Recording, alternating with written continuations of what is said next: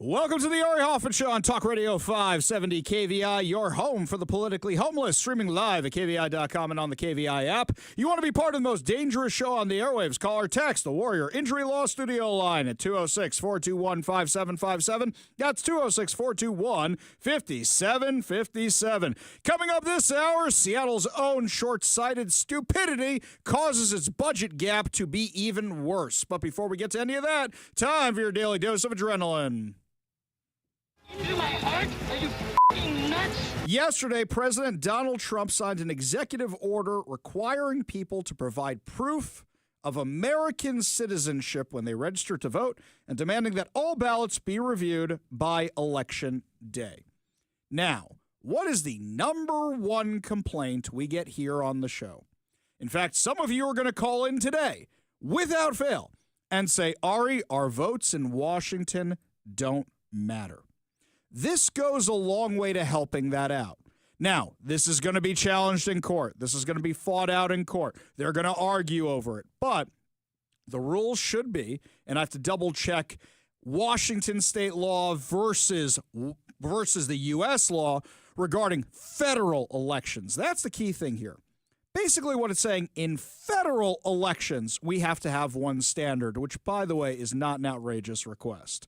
If you're all participating in that election, look, we all have to have the same standard for the state that we're participating in elections in. That's why we have a Secretary of State here in Washington who sets the standards for all of Washington.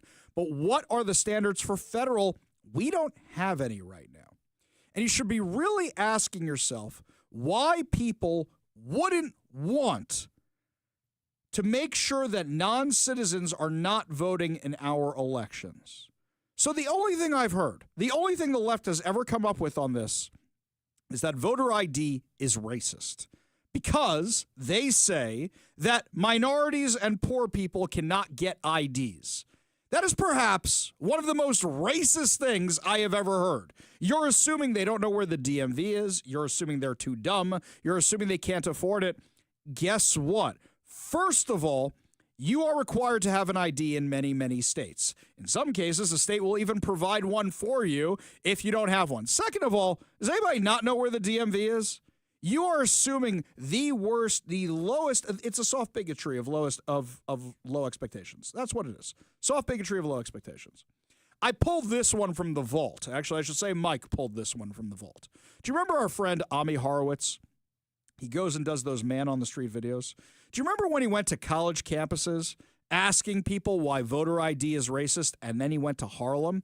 This is a little bit of a longer clip. It's about 4 minutes long. But listen to the compare and contrast between the people he's asking. All the people at the beginning are all white. Everybody else is in Harlem. Give a listen. Do you have an opinion on voter ID laws? Yeah, they're usually pretty racist and they're bad. I think voter ID laws are a way to perpetuate racism. Would you go as far as say those laws are racist? For sure.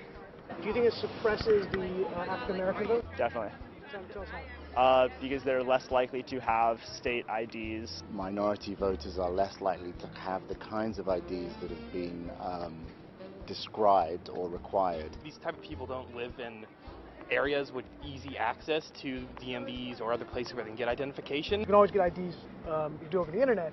Does that also make it difficult for black people in particular? Yeah, you have to have access to the internet. You have to be able to pay an internet service provider for certain fees. Do you think that's harder for black people to go online? Well, I feel like they don't have the knowledge of how it works. A lot of people have smartphones, but you might not have data. For most of the communities, they don't really know what is out there just because they're not aware or they're not informed. I also think there's a repression of black voting with how if you're a convicted felon, you're not allowed to vote and everything. And when you look at swing states like Florida, that's a huge population of the African Americans. Now I'm here in East Harlem to ask black people their thoughts on what you just heard. Do you have ID normally? Do you carry ID around? Yes, I have state ID. Do you carry ID? Yes, I do. Do you know any black person who doesn't carry ID? No. Everyone that I know has an ID. Why would they think we don't have ID? That's a lie. Why would they say that? Do you have ID? Yes. Because I have my ID and my friends have their ID, so we know what we need to carry around. Everybody that I know have ID. That's one of the things you need to walk around with New York with, ID. Do you know any black adult who does not have ID? No, I don't. Is it a weird thing to even say that? Yes, it is. What is this, some type of trick candy cameras? I know, right? That's the only thing I brought with me. Those are legit IDs. I heard a lot also that black people can't figure out how to get to the DMV. Really? What does that say to you? I know it's at on 25th Street. Do you know where the DMV is around you? It's on 125th Street and 3rd Avenue, I believe. You know how to get there? Yeah. Did you have a problem getting there if you had to get there? No. I know these sound like silly questions. You know how to get to the DMV? Of course. You know where it is? Yes. You can get there? Uh-huh. No problem. No problem. Just checking. Okay. And I also heard a lot that black people, especially poor black people, have no access to the internet, can't figure out how to use the internet. That's just stupidity, honestly. Everybody has access to the internet. Even a little kid can figure out how to work the internet. I had access to the internet for years. You know how to use it properly, right? Exactly. I do it at work. So, of course, I know how to use it. My kids know how to use it. They all have iPads, iPods, whatever. Your phone has data? Mm-hmm. You can actually unlimited. Unlimited data. Mm-hmm. I use my phone as a hotspot. What does that say to you for the people who have this perception of black people? They're pretty much ignorant. That's what my thought process on. I just think that's ignorant. Ignorant. Ignorant. That's the word I hear very a lot. ignorant. Ignorant. Very, very ignorant. Does it sound racist for somebody to say that? I think it is a little racist because, you know, you're putting people in a category and you have no idea what you're talking about. Exactly right. Exactly right. That video destroys that narrative. It really is the soft bigotry of low expectations. It is racism by assuming, oh, because somebody has a different skin color than me, they don't know how to use the internet. Let me ask you a question. You know what? Text me or call me at 206-421-5757 if you know anybody who doesn't have a phone these days. Whenever they say we're going to have these big infrastructure projects to make sure everybody has internet, they started adding something to that. Did you know what it is? They start adding in rural areas because sometimes there's no reception, which I will grant you. So call Starlink and we can fix this in 5 minutes. There are other providers. It doesn't have to be Starlink, but call something like that. We can fix it. You don't need to spend $1 gajillion on cell phone towers and infrastructure. Everybody I know has a smartphone. Everybody's kids I know have a smartphone. I gave my kids a smartphone younger than they should have had it. That was my biggest parenting mistake. Does anybody not have access to the internet? Can anybody not Google where the nearest DMV is or anything else? It's absolute nonsense. But really, what is it? The Democrats realize that their entire house of cards is crumbling down. That if they don't have illegals voting, that if they have people that are able to mail in those votes days later, that's how they change election results. I'm sorry, allegedly change election results. And don't say it hasn't happened. We've had it happen here in Washington. Literally last year, we did a story about illegal immigrants who voted in our election and they decided not to press charges on them. By the way, it'd be fascinating if somebody went and looked into all the illegal immigrants who have been deported by ICE recently, the ones who've been arrested by local authorities recently, and the ones who are registered to vote. Compare that to the voter rolls for a second. That would be fascinating. I don't know anybody who's come up with that list and is actually checking it out right now. That's a crazy idea. Why would anybody do that? Of course you should be checking that out. Now, the Seattle Times gave away the game yesterday. So here we go. Here's their headline on this story. Trump signs sweeping executive action to overhaul U.S. elections, including citizenship requirements. Hang on a second. Are citizens allowed to vote? Are non-citizens allowed to vote right now in any state? Now, there may be holes in the system, like here in Washington, where when you register a car or you get a driver's license, automatically you're registered to vote. But still, non-citizens are not allowed to vote, especially in federal elections. In fact, not in any elections. So is the Seattle Times implying there wasn't a citizenship required to vote beforehand? I'm very confused by all this. Now, of course, the Democrats are going to challenge this, and Nick Brown will be leading the charge, or he'll be signing an amicus brief to sign on somebody else's lawsuit. They're going to go head-to-head with this. What did Donald Trump say when he actually signed this thing yesterday? Lastly, sir, we have an executive order for your attention on the very important subject of election integrity. We believe that this executive order is the farthest reaching executive action taken in the history of the Republic to secure our elections. Among numerous other aspects of this executive order, this is going to cut down on illegal immigrants on the voter rolls, ensure that the Department of Homeland Security and the data that they have available is being fully weaponized to ensure that illegal immigrants aren't voting. This will include a citizenship question on the federal voting form for the first time. This executive order instructs the EAC to cut federal funding to states that don't take reasonable steps to secure their election. This calls on the Department of Justice to vigorously prosecute election crimes, particularly in states that we don't believe are in compliance with federal law around election integrity.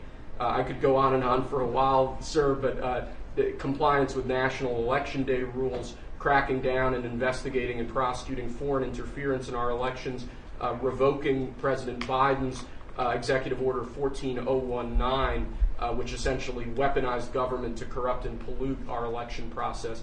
There's a lot in here, but we believe that these are very important steps that we need to be taking as an administration at your direction to ensure that our elections are as secure as they possibly can. Okay, that's the guy who's handing him the executive order. And before we get to what the president said, that all sounds very reasonable to me. Where's the unreasonable part of that? By the way, here's something else. It doesn't say mandate. You have to be a citizen on state election forms.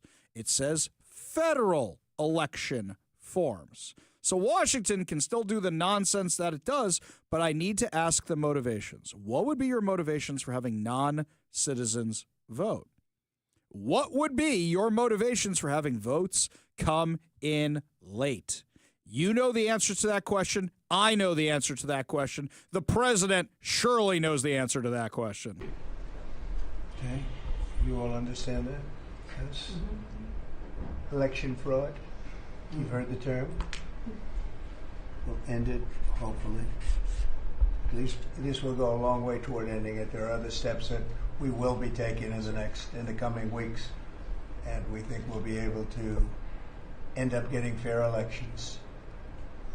Perhaps some people think I shouldn't be complaining because we won in a landslide, but we got to straighten out our election. This country is so sick because of the election, the fake elections and the bad elections, and we're going to straighten it out one way or the other. By the way, that's an important point. You know what Joe Biden could have done to go a long way to solving the rift in the country after 2020? He could have said, you know what, we're going to have an election integrity committee. And you know what that would have done? It also would have taken ammo out of Trump's hands and Republicans. It would have said, you know what, our country right now is divided on the integrity of our election. We're going to make sure that there's voter integrity, not just so that we can guarantee that I won the election, but to guarantee that nobody has questions ever again. You remember the last big time there was a controversy over elections? Remember in Florida in 2000? Hanging chads and all that? What did Florida do? And don't forget, Florida used to be a swing state before COVID. Florida said, we don't want to be a national joke anymore. So they worked on fixing their system and fixing it and refining it and making it better, until they're one of the best states. With their election results, you get them election night, and they are done election night. None of this nonsense where it carries on for 3 weeks and you start having adjustments going in one direction or the other. But I want to know what you think. Do you think this is going to fix Washington State's problems with elections? Let me know what you think. 206-421-5757 for calls or texts. That's 206-421-5757. Meanwhile, in other news going on that's related to this, a federal appeals court ruled Tuesday that the Trump administration can halt new refugee admissions but must allow entry for those who had already been conditionally approved before President Donald Trump suspended the program. According to the Associated Press, the 9th U.S. Circuit Court of Appeals determined that the president has the authority to restrict entry into the country, citing a 2018 Supreme Court decision that upheld Trump's travel ban on predominantly Muslim countries during his first term. However, the three-judge, I wouldn't say Muslim countries, it was terrorist countries. Let's be real about that. However, the three-judge panel ruled that refugees who had already been conditionally accepted before the suspension must still be admitted. The decision followed an emergency appeal after U.S. District Judge Jamal Whitehead ruled that Trump could not nullify the law passed by Congress that established the refugee program. Whitehead also issued a second order on Tuesday that blocked the cancellation of refugee settlement contracts. Trump had previously paused the refugee program during his first term and significantly reduced the number of annual refugee admissions. This is actually a more nuanced order than we normally see. This is the one that says, yeah, he has the authority to restrict it going forward, but the U.S. already made a contract with these people, letting them in the other time. You can't really undo that. This is more nuanced than we normally see from the people who shut down these orders, like this one.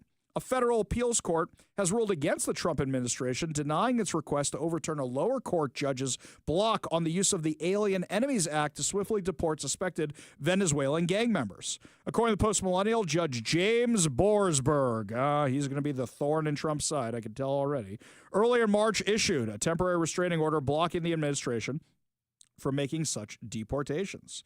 So, according to Bill Malugin, the order blocks the Trump administration from carrying out any more deportations under the act. The D.C. Circuit Court of Appeals ruled 2-1 against the Trump administration, and the administration is expected to appeal it to the Supreme Court. Now we're getting into Supreme Court territory, where the Supreme Court is going to decide so many of these cases.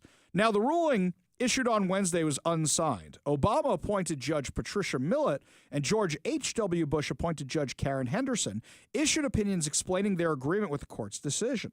Henderson wrote that allowing Trump to use the law risks exiling plaintiffs to a land that is not their country of origin. Okay, that one's a little random for me. Henderson wrote, indeed, in oral arguments before the court, the government, in no uncertain terms, conveyed that were the injunction lifted, it would immediately begin deporting plaintiffs without notice. Plaintiffs allege that the government has reditioned innocent foreign nationals in its pursuit against TDA. Now, that's not your business to figure that out. You have to follow the law. Clerical errors are not part of the law. So like I said, the one before this was a more nuanced approach where they said, okay, refugees coming in now, you can restrict refugees who are already here. At least that's a more nuanced one where this was the law at the time, this is the law now. That's more nuanced. This seems like just Trump bashing, and we want to go with whatever the Democrats want. Hopefully the Supreme Court makes the right decisions going forward, where the Supreme Court will rule on a whole bunch of these policies. But once again, I ask the question, do you think that any of this reform on election integrity is going to affect us here in Washington State? We go to the Warrior Injury Law studio line, take a call from Ben in SeaTac. Ben, what's up, man? Hi, Ari. You say you build houses, correct? Okay, I used to, yeah. Okay, well, I'm an HVAC professional. I'm going to talk about this natural gas, the war on gas from the left. I really think a lot of people don't understand the financial repercussions of what can happen here, especially if you have an existing home and the state makes you take an existing home, how much of it's gas. If it's all gas, let's say you have gas heating, gas water heating, gas cooking, gas laundry, and you got to all of a sudden make it all electric. I think if the homeowner only had to spend $70,000, they'd be lucky. As you're trying to do that, especially in finished homes, it's a lot easier said than done. Especially trying to find where the kitchen's at because you got to run a big, huge 240 van. Hang on a second, Ben. Let's do this way. I'm going to ask you questions, okay, and you're going to answer it for the average person out there who's listening because I think what you're saying is very, very important. Okay, let's say my home. Let's take my home right now. Okay, so my home is gas. Okay, I have electric also, obviously, but I have gas as powering a lot of my appliances. So, do I need to replace my furnace to convert from gas to electric? 100%, yes. Okay, so how much is a furnace these days? Well, an air handler, wholesale, just ballpark it. Let's say around, we're talking for a whole system and everything, about $7,000 with electrical? No way, not with the electric. I think with the electric, you're going to be with the electric 10 because you're going to have to run a. Oh, it's fine. No, I'm with you. Well, the other thing too is. No, don't get too technical. I agree with you. I'm agreeing with you. So $10,000 right there. Okay, so that's for my furnace, right? My AC unit. Isn't that tied into the same system? So now it's going to have to be retrofitted to work with all that kind of stuff or replaced outright?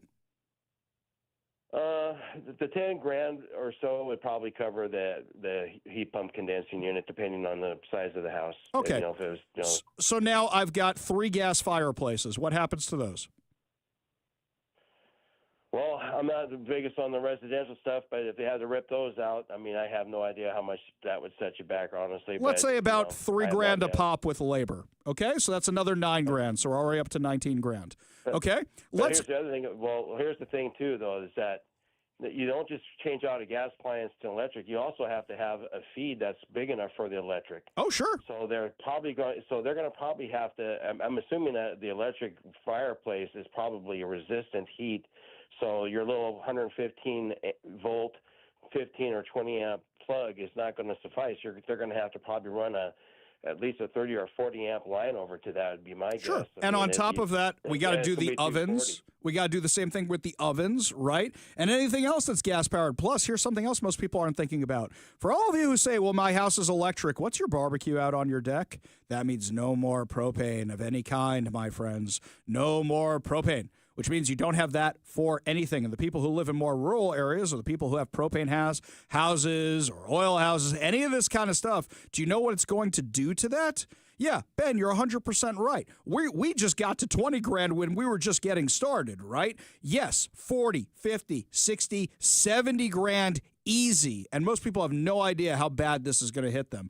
Ben, appreciate the perspective. Appreciate you being part of the show. You want to be part of the show, give us a call or a text at 206-421-5757. That's 206-421-5757. When we come back, my friends, lots more of your texts and your calls. Plus also Seattle was warned what would happen if you start taxing jobs. They move. And now Washington's about to make the same mistake. You're listening to the Ari Hoffman Show on Talk Radio 570 KVI.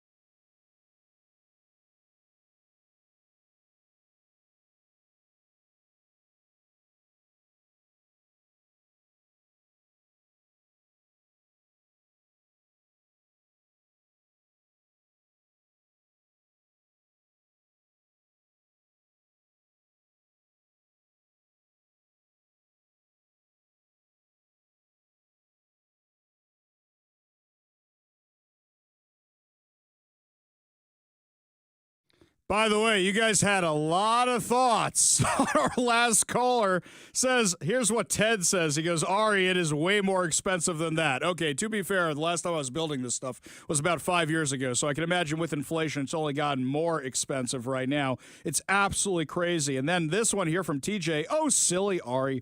As if one could ever obtain the permits.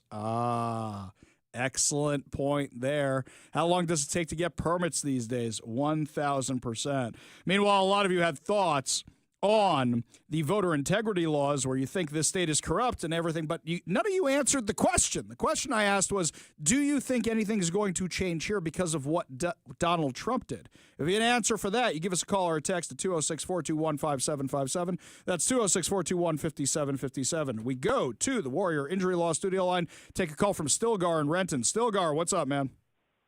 Well, right now it's a beautiful day. No hail yet. No tennis ball sized no hail hail. or We tornadoes or anything else, right? Right. We did have one big thunderclap. Mm-hmm. So I think that we need to get back to brass tacks. We need Let's Go WA to basically dump all the other niceties and figure out a way to get us off of all mail balloting.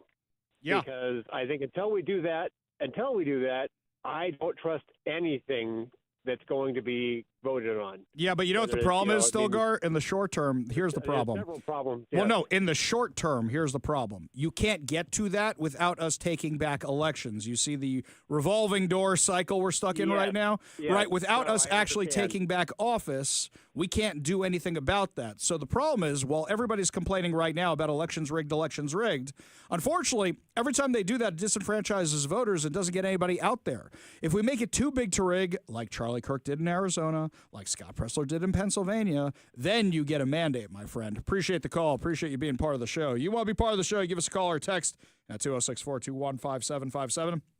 That's 206-421-5757. Let me take you back, way, way, way, way back to the year 2017-2018. Do you remember what the big topic of conversation was at that time? Do you remember this? You might remember some union guys out there protesting Kashama Sawant. Disagree, and we will have disagreements in the labor movement. But if we fight against each other, No head tax! No head tax! No head tax! No head tax! Do you remember that fun? That was when the city of Seattle, the Seattle City Council, was considering putting a tax on jobs. And people knew it would drive companies out of Seattle. Well, now there's a statement from Seattle Mayor Bruce Harrell that came out yesterday. He says today's announcement that the revenues collected in 2024 were $47 million lower than projected. He says it requires action to ensure our budget remains balanced. We also know this news only adds to significant negative impact for future years when, of course, he blames Trump. He's blaming Trump for this. So, you idiots, pass this tax on high-paying jobs so you could tax companies like Amazon, and let's not forget how you did it. So what happened was they passed the head tax. Kashama Sawant loads City Hall with her activist lunatics. Then what happens is they get such fallout from it that they then repeal the head tax. And Kashama Sawant brings her lunatics to City Hall again. Then you had Teresa Mosqueda and her lunatics passed it again during COVID. And what happened immediately after that? Amazon starts moving to Bellevue. Other companies start moving out of here. So now you've got a $47 million gap on top of your $250 million gap, which means now you're up to almost $300 million because of your out-of-control spending and because you guys chased away companies. You killed the golden goose. You had Amazon here. They were improving streets. They were paying taxes. And you chased them out of town. Do you remember when Lisa Herbold, and I forget if it was Deborah Juarez or Teresa Mosqueda, they both went to New York to try and convince them not to have Amazon come to New York, and Amazon said, fine, we're out of here. AOC got on board with that too, and Amazon went elsewhere. You guys chased it away also, cost 25,000 jobs to New York. So you guys killed the golden goose, and now you're short on money, and now you're blaming Donald Trump, combined with President Trump's actions to rescind grants to our city. You mean He won't give you federal grants because you're breaking the law, because you're not complying with federal authorities who are deporting illegal immigrants? Oh, give me a break. So this is your own short-sightedness, Bruce Harrell. You were on the city council that passed that head tax originally, and because you didn't want to fight with Kshama Sawant's activists, you went along with it. Then when you got backlash, you retreated on it. Then, when you were being challenged by a certain somebody for your seat on Seattle City Council, you got out of there with the quickness so you could come back and run for mayor. This is your fault. You have done nothing to address the out-of-control spending, and businesses fled. Want me to prove it? How's downtown looking right now? How many shops are actually filled in the downtown corridor? We warned you this was going to happen, and now the fools in Olympia are considering doing the same thing on the entire state. Amazon doesn't have to stay here. Boeing doesn't have to stay here. How many other companies will leave? And they're not going to do it right away. They will do it like Amazon did it, through attrition. So they finish building, let's say, the 737s, and they're done with 737s. Well, we're not going to build the new factories in Washington. We're going to build them somewhere else until everything is gone. You guys did this. You guys made this mess. How many other jobs do you want to chase away? We go to the Warrior Injury Law studio line, take a call from Rob in Snohomish. Rob, what's going on? Oh, hi, Ari. Hey, regarding Trump's executive order on voting, will that impact Washington's behavior? And the answer is, of course it won't. There need to be consequences. For example, had Hillary been jailed, everybody else wouldn't have been wiping off their cell phones for the next decade. So we need to have the federal government maybe arrest a couple of these guys and put them in jail. I'd start with the top two in the state. Maybe the attorney general and the governor would be a good start. I say we make an example of all the illegal immigrants that were voting, for example. Let's just do that. I mean, look, if we get some of these high-profile rapists, murderers, drug dealers that were also registered to vote, our local media won't cover that, but those stories will go viral in 2 minutes. Rob, you're 100% right. Appreciate the call. Appreciate you being part of the show. You want to be part of the show, you give us a call or a text at 206-421-5757. That's 206-421-5757. When we come back, you guys have really blown up my text line on this, so we'll read some of those. But also, the Democrats are holding on to Signalgate for dear life because they got nothing else. Meanwhile, their narrative is falling apart. We'll tell you what it is when we come back. You're listening to the Ari Hoffman Show on Talk Radio 570 KVI.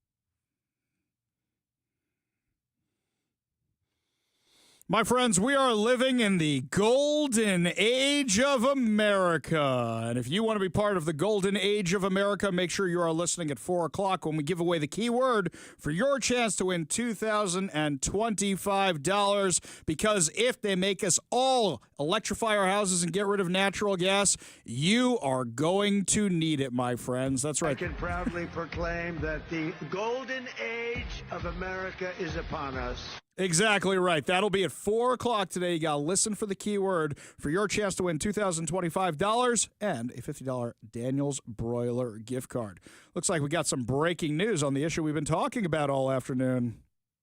Talk Radio 570 KVI. Breaking news on the Ari Hoffman Show. We opened up the show by talking about election integrity and Donald Trump's executive order for election integrity. Well, now Washington's Secretary of State, Steve Hobbs, came out with a statement, and I'm trying not to puke or laugh. This executive order undermines decades of bipartisan work. Where's the bipartisan work? Does he mean, who is he talking about? Kim Wyman? Is that what he's talking about, bipartisan work? The woman who went to work for the Biden administration? Yeah, decades of bipartisan work that has made Washington elections a national model. A national model for fraud? A national model for voter disenfranchisement?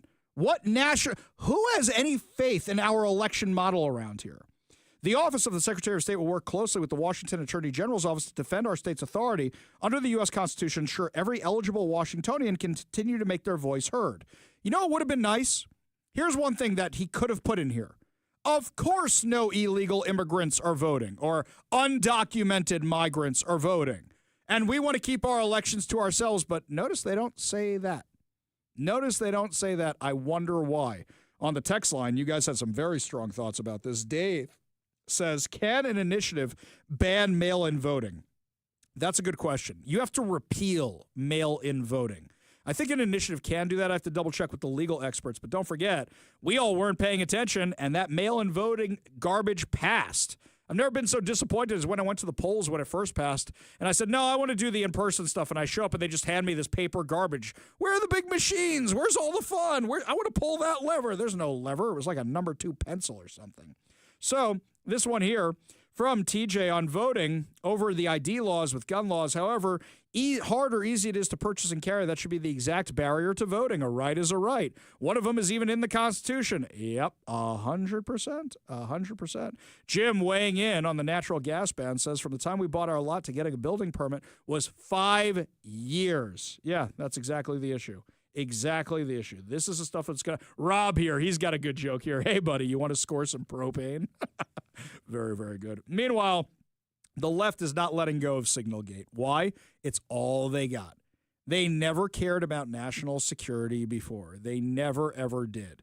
In fact, they got called out for never caring about national security by the White House press secretary and everybody else today. Here's what happened in the White House press briefing room over a reporter being added to his Signal chat. Americans can make the decision for themselves, but whether is the you said it's not war plans.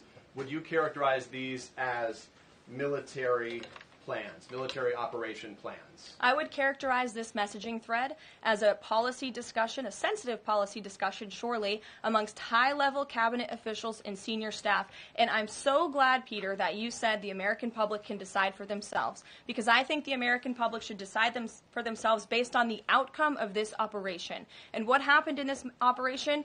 Terrorists that were allowed to run wild by the Biden administration were killed because of the direction and the determination of this president and his team.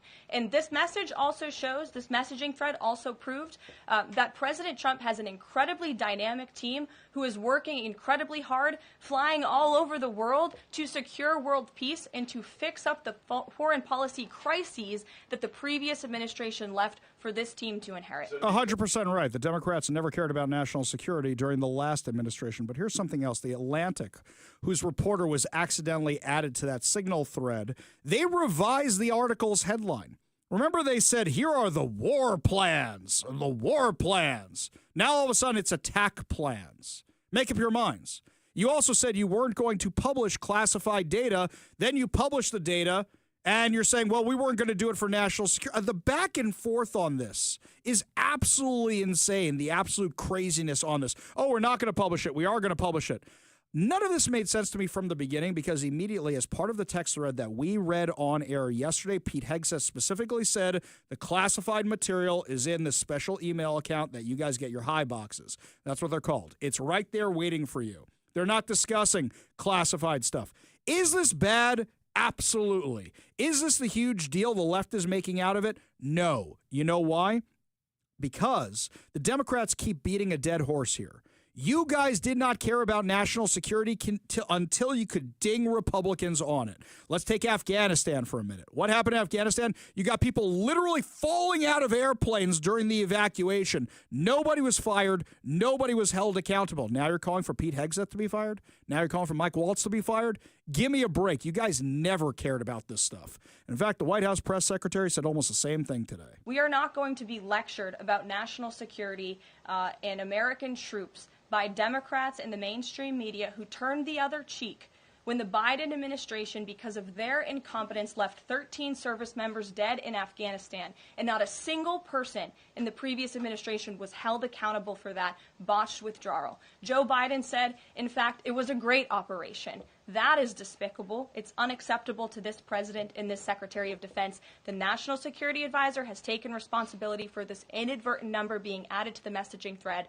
But above all, we take the lives of our troops, safety, security, prosperity around the globe with the utmost seriousness. Did anybody take responsibility for Afghanistan? Did anybody take responsibility for October 7th because it was the Biden administration that funded Iran? Did anybody take responsibility for the Houthi rebels that were attacking Red Sea shipping who were funded by Iran with U.S. taxpayer dollars? Did anybody take responsibility for Russia going into Ukraine? Did anybody take responsibility for any of the foreign policy disasters in the last administration? The answer clearly is no. Democrats, Mazel Tov. You finally care about national security? Great. Let's talk about all that. Let's deal with all that and how you're going to keep America safer, because for the last 4 years, you guys abysmally failed. Got a whole lot more to discuss as the show continues. Lots of your phone calls and texts. Plus, also, I believe that it's very, very entertaining watching the Trump administration when you contrast their language with the Biden administration. And when we talk about women's rights, oh, that's so much fun to watch. Got that awesome audio for you when we come back. You're listening to the Ari Hoffman Show on Talk Radio 570 KVI.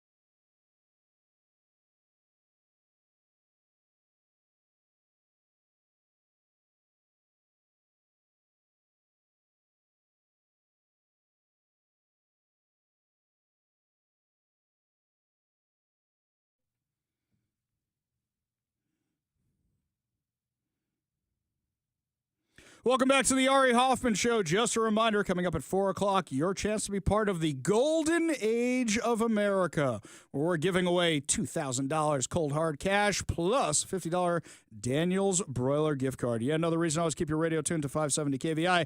Left on your dial, always right on the issues. You can also stream us at KVI.com, download the KVI app, and of course, subscribe to us on whatever your preferred podcast platform is. We go to the Warrior Injury Law studio line, take a call from our friend Transit Joe. Transit Joe, what's up, man? A couple of things. You're not going to agree with me on the first, and I'm not going to agree with you on the first, and on the second, I think you're going to agree with me. But you really need to stop saying that all Democrats don't care about national security. You want to talk to Senator Tammy Duckworth, who lost her legs in Iraq? You want to say that about my Congressman Rick Warson, who's about to do battle to make sure we continue to keep NES Whidbey Island growling? I'll tell you what, Joe. You're not wrong about that. So instead, what I'm going to say is, how about the Democrats that are actually anti-American?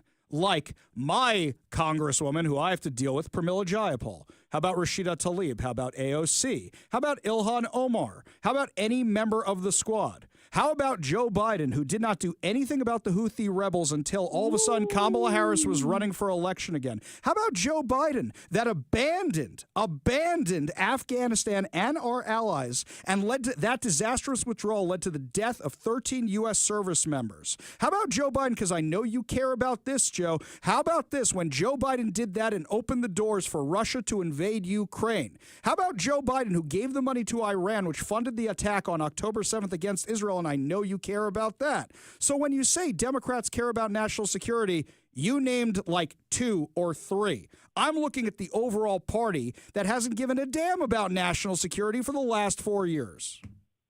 Well, I will give you this, and then we need to talk about something breaking here at home. The squad has a lot to answer for, and frankly, I am appreciative of how tough the Trump administration has been on anti-Semitism versus the weak sauce response of the Kamala Harris-Joe Biden years. And quite frankly, I'm of the minority. We should have stayed and colonized Afghanistan for a lot of reasons. But I want to bring up something that's kind of breaking today out of Olympia, where left-wing moonbat, anti-national security, anti-democracy, Minga Dingbatra. Manka Dhingra, yeah, she's trying to restrict press access to the Capitol. Yeah, we're going to talk about that a little later in the show because that's going to get a lawsuit. That she is going to get slapped with a lawsuit really, really hard. And she mentioned some friends of the show is one of the reasons why we're doing this. So yeah, Joe, we're definitely going to talk about how the Democrats are restricting free speech and press access. Appreciate the call. Appreciate you being part of the show. You want to be part of the show? Give us a call or a text at 206-421-5757. That's 206-421-5757. We go back to the Warrior Injury Law studio line. Take a call from Doug in Tacoma. Doug, what's up? Hey, Ari, I finally figured out a way how we can get our license tabs reduced back down to what they're supposed to be in this state, but need your help get Donald Trump on your program so he can issue a lot of these states, maybe kind of a national licensed U.S. government issued license plate that's exempt, and we can donate.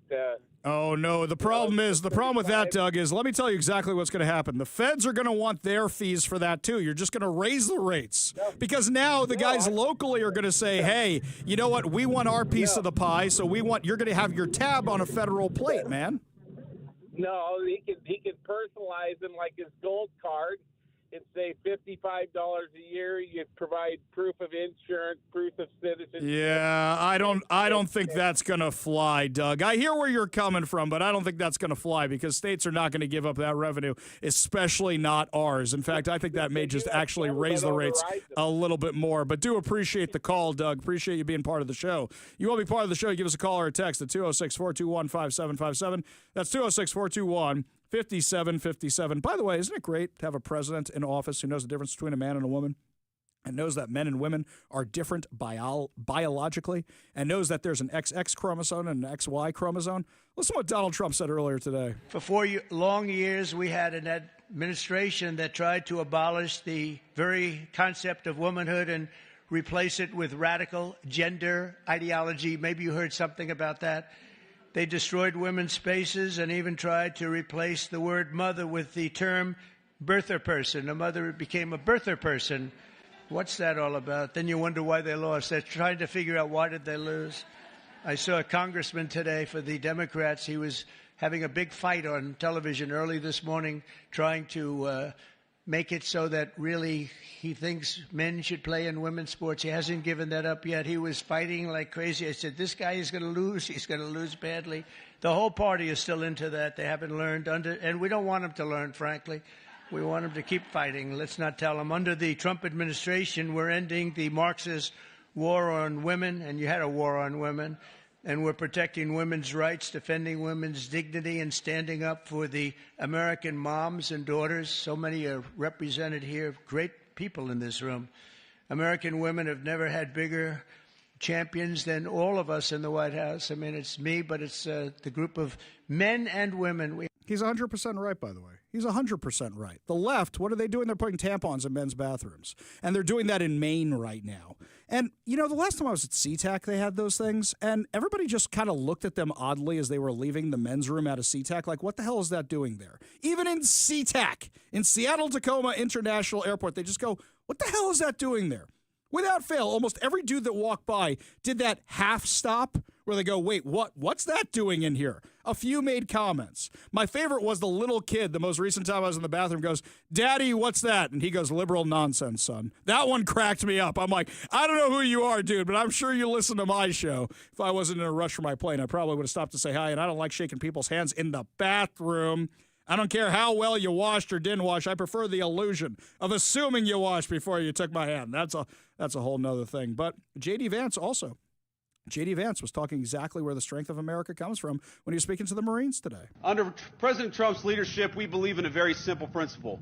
We don't care who you are, where you came from. We don't care what skin color you are. We care about excellence and we care about patriotism. And if you are awesome and you are a patriotic young Marine, then we are going to do everything that we can to make you the most lethal fighting force the world has ever seen. And that is what we're doing every single day. Exactly right.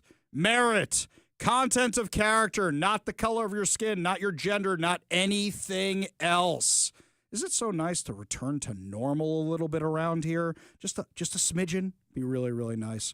When we come back, my friends, the normal in Washington is Democrats taxing all of us. And guess what? To make things more affordable for illegal immigrants, they're going to be taxing you. We'll give you the details when we come back. You're listening to the Ari Hoffman Show on Talk Radio 570 KVI.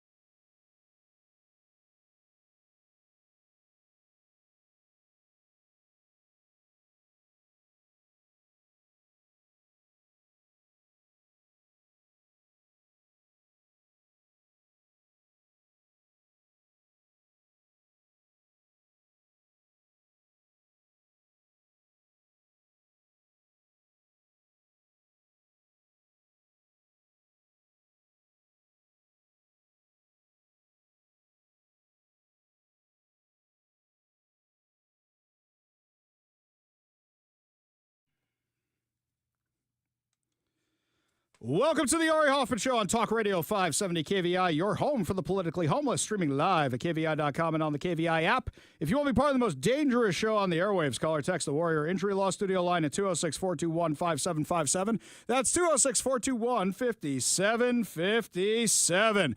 Coming up this hour, Cairo 7 News claims we haven't had a gas tax since 2016. Did you guys forget about that whole Climate Commitment Act? We'll discuss that in a minute. But first, your chance to be part of the golden age of America. The golden age of America, I call it. It's begun. So it's the golden age of America, and that's what it's going to be. Exactly. The golden age of America. That's what it's going to be. I can proudly proclaim that the golden age of America is upon us. It's upon us right now, my friends. I feel the gold.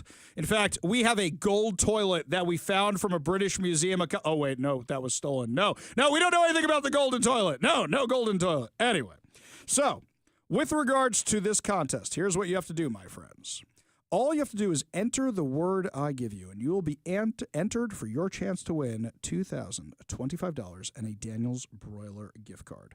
All you have to do is text the keyword chat to 206-421-5757. That's C-H-A-T. As in, you can also, later in the show, chat with us. Just not right now, because right now, if you call us and say the keyword, you are not going to be entered to win. You have to text us, and don't text your name. Don't text your phone number. Don't text your address. Don't text anything else except for the word chat, C-H-A-T, to 206-421-5757.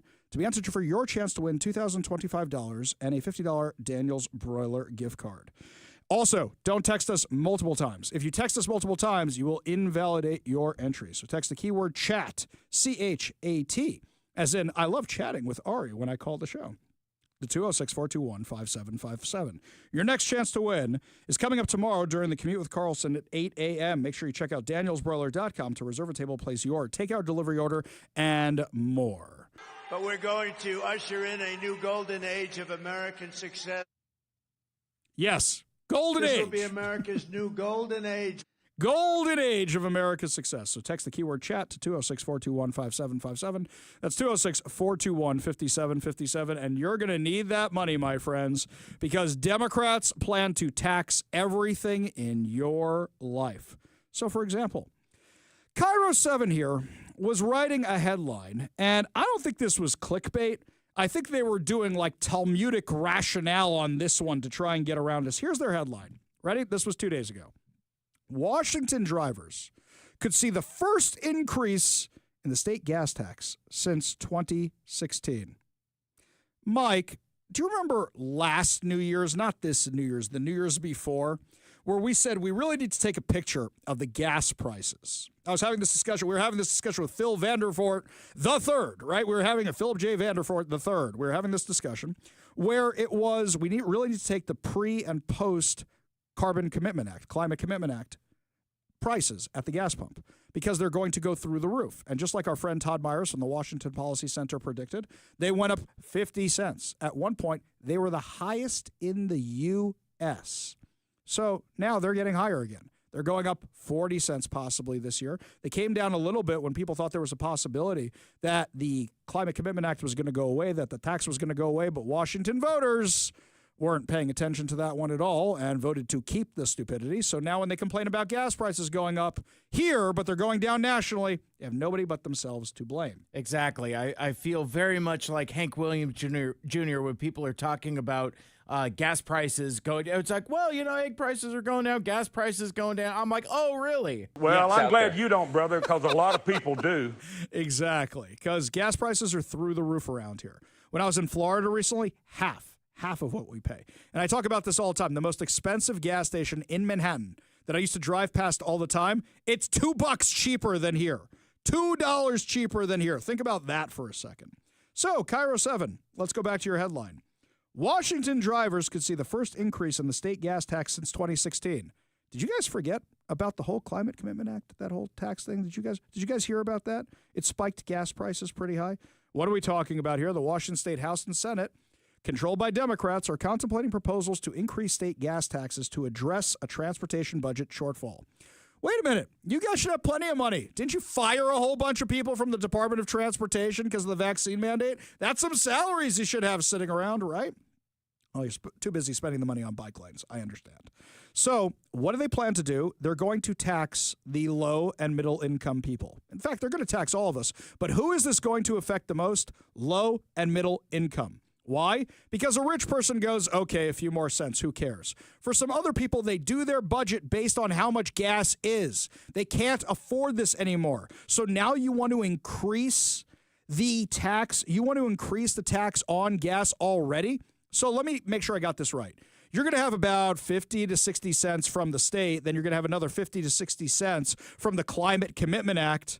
That's over $1 in new taxes just from Washington state. So when the gas prices are through the roof, that's who you blame for this. Oh, by the way, because the Climate Commitment Act reduces the number of auctions, a number of carbon credits you can buy over time, that's going to get more expensive. So the prices are going to go up and up and up and up.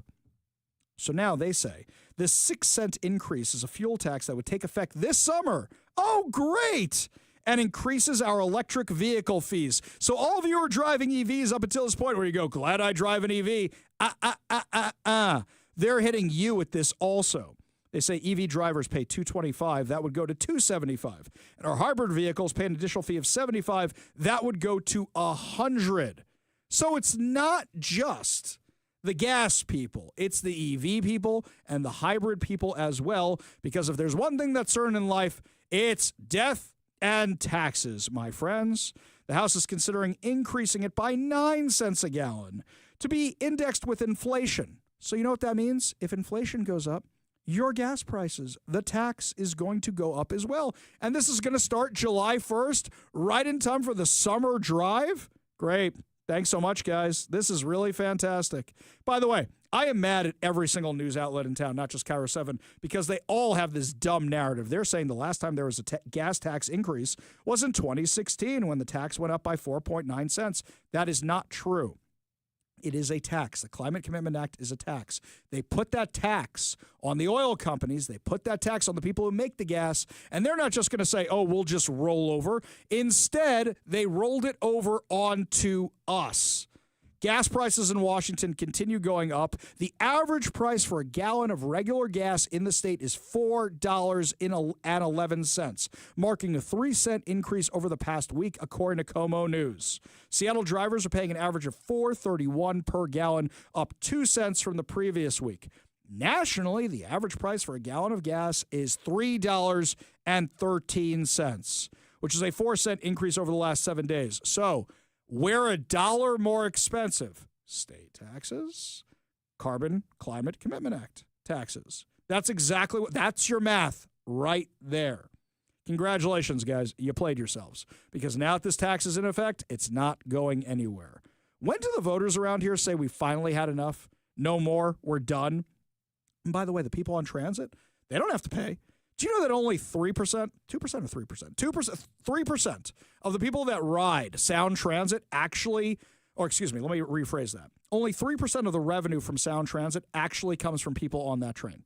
So great. We have rolling homeless shelters now. That's what it is. Fantastic. You can ride these things for free. And our tax dollars will be the things that end up covering this. So it's not the people who actually use the train. It's us. Actually, I looked up their equity statement, by the way. So Sound Transit has an equity statement. It says, here's the definition of equity. Ready?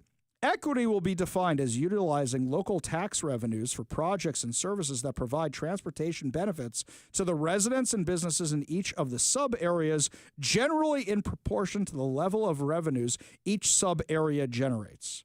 Oh, so equity is taxing you more if you make more, and equity is nobody has to pay for our choo-choo train. Equity is we're going to tax everybody who doesn't take the choo-choo train to pay for the people that do. That's equity. By the way, you want to know what's equitable? Your tax dollars will be paying $661,500 of Dow Constantine's $675,000 annual salary. The people who are paying the 3%, they're only paying 3% of that, which is what, about 15 grand in change? That's all going bye-bye. So thanks so much, guys. Really appreciate that. So now they don't even have to pay for the train no more. Oh, wait a second. King County Metro may have a shred of common sense. They say they're going to restart fare enforcement on March 31st, where officers will ask for proof of fare payment on buses and streetcars and give friendly verbal reminders to the people who didn't pay. Oh, I'm sure things are going to turn around right away. You're going to talk to the drugged out crazy person on the 7-line bus and say, hey, wake up, dude. Wake up. You got to pay us. He might stab you. So according to Como News, initially the focus will be on rapid ride routes, high ridership bus routes, and the Seattle streetcar. Does anybody even ride the Seattle streetcar? I thought we were shutting that thing down. According to a statement, Metro relies on fares to provide safe, clean, and reliable transit service. However, we estimate that 1/3 or more of our riders are not paying their fare. By restarting fare enforcement, you're not doing fare enforcement. You're doing fare reminders, and there's no penalty that comes with it. Give me a break. Oh, a verbal reminder. Uh-oh, they're going to give you a strongly worded reminder, and then they might remind you again. Do you realize the insanity of all of this? This is what they're going to be doing. Now they're going to say, please pay us. Oh, pretty please. Well, what about the kids? Well, they don't have to pay to get to school. That's all free now, so they don't have to pay. And what about the homeless people? Well, they don't have any money. They don't have to pay. Oh, there's a Taylor Swift concert in town. They don't have to pay. And, oh, wait, the World Cup's coming, so they don't have to pay. And Major League Baseball's coming for the All-Star game, and they don't have to pay. So who actually has to pay for this thing? Oh, right. The reason they have no money is because they're not actually getting any fares. So what they have to do is keep charging us. You know, they could do this through advertising if they wanted to, but their advertising program sucks. We go to the Warrior Injury Law Studio line, take a call from Steve in Bellevue. Steve, what's going on? Hey, Ari. First off, and I know Google isn't always reliable, but I looked up yesterday because I've always been curious on the Sound Transit track across the bridge, across I-90. Mm-hmm. And I Googled who pays for the overruns, and what was really interesting was it said Sound Transit pays for it. It didn't say the taxpayers. It said Sound Transit pays for it. Yes. So, which means you pay for it. So many things. Exactly. Now, the other thing that you're talking about gas tax, and I know this has kind of come up in the past, but you know those stickers that they put on furnaces? I'm in the plumbing and heating business. The sticker they put on the furnaces and water heaters that say how much energy they use and how it compares to, you know, the best one on the market. Well, let's make the state put a big sticker on the gas pump that says, here's how much gas is in Washington compared to the lowest price in the country, and here's how much the taxes are on Washington versus, you know, other states. People just, we're like frogs in a pot. Mm-hmm. We're just turning the heat on and we're cooking slow, and we got to wake up and we got to put a stop to this. It started, but in Washington State, like you guys say, we're just going the wrong direction. Yep, and we're going to keep going the wrong direction. Let me give you an example. So the I-90 corridor, part of the Eastlink 2-line expansion for Sound Transit, has been reworked multiple times. So 5,455 concrete track supports were found to be flawed due to poor construction by the contractor. So these things that support the tracks had to be rebuilt. That delayed the 2-line opening for 2 years. I mean, that's just one little flaw in this. I mean, how many times has Sound Transit actually come in on budget or on schedule? I don't think that's ever happened before, right? But meanwhile, they keep charging us more and more. If I did that kind of work, they'd run me out of town. Exactly. Yeah. Usually this is where our friends who won't say they work for Sound Transit start emailing me and texting me and giving me the inside scoop on why the escalators don't work, by the way. What was that phrase they had? Mike, one of them called me a little while ago. They had that phrase they used for when it was some homeless guy peed on the escalator or whatever it was and that shorted out or they stole from it. They had a phrase. Steve, appreciate the call. Appreciate you being part of the show. You want to be part of the show, give us a call or a text at 206-421-5757. If any of our friends from Sound Transit, any of the workers can remember what that phrase was that you gave us, that phrase for homeless vandalism or bodily functions that may have affected parts of sound transit, give us a call or text 206-421-5757. That's 206-421-5757. I can't remember what the term was. Can't remember. Yeah, I have to remember what that was. Anyway, you would think, Mike has a... I think, I don't remember if this is it, but Yeah. I'm literally just scrolling through your tweets right now. There's a reference to passenger misuse. Passenger misuse might be what it was called. Yes, passenger misuse. That might be it. Meanwhile, you would think with all the money we're spending on this stuff, things would be a whole lot better, right? Well, according to the Center Square, just prior to completing transportation budgets being introduced in Olympia this week, the Washington Policy Center put out a policy brief making the case that Washington State, despite increased spending, is failing to meet expectations when it comes to the state's transportation system. Washington Policy Center's The State of Washington's Transportation System is part of the think tank's ongoing report card for Washington's future.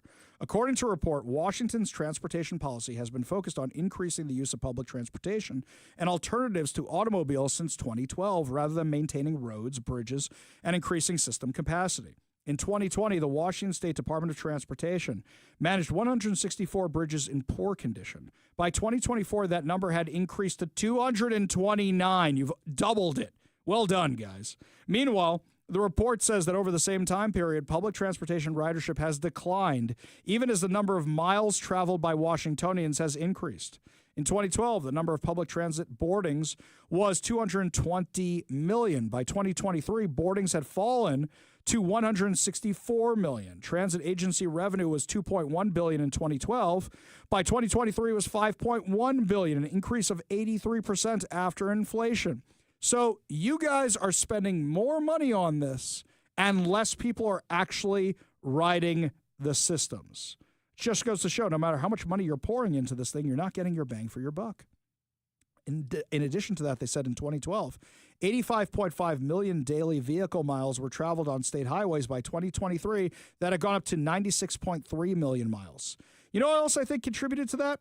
What happened between 2012 and 2023? Do you know what happened? The homeless problem grew out of control.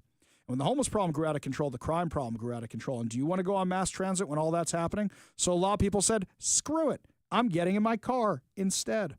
Total annual service hours for Washington State ferries has seen a reduction in the number of vessels and ridership, while expenses have increased faster than inflation. In 2012, Washington State ferries had 19 vessels in service. By 2023, we're down to 17. The total annual service hours declined from 126,000 to 105,000. That's a 17% cut. And the number of passenger trips declined from 22 million to 17 million. It's getting worse and worse. Nothing is working the way it should right now, my friends. It's just getting worse, and you're paying more for it. So now they're going to take more of your gas tax. All these taxes are going to pass, by the way. And Bob Ferguson, watch what he's going to do, by the way. He's going to say, I propose my cuts, and they propose taxes, and we all have to chip in to get things to a better place. And this way he can blame the legislature. Do you not see the game that's going on here? He's going to say, I gave my cuts, they didn't give theirs. But unfortunately, this is where we're at. Until the next legislative session, you're screwed, and hope you forget about it by then.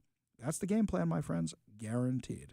When we come back, things may be terrible locally, but nationally, it looks like the Trump administration is moving to defund NPR.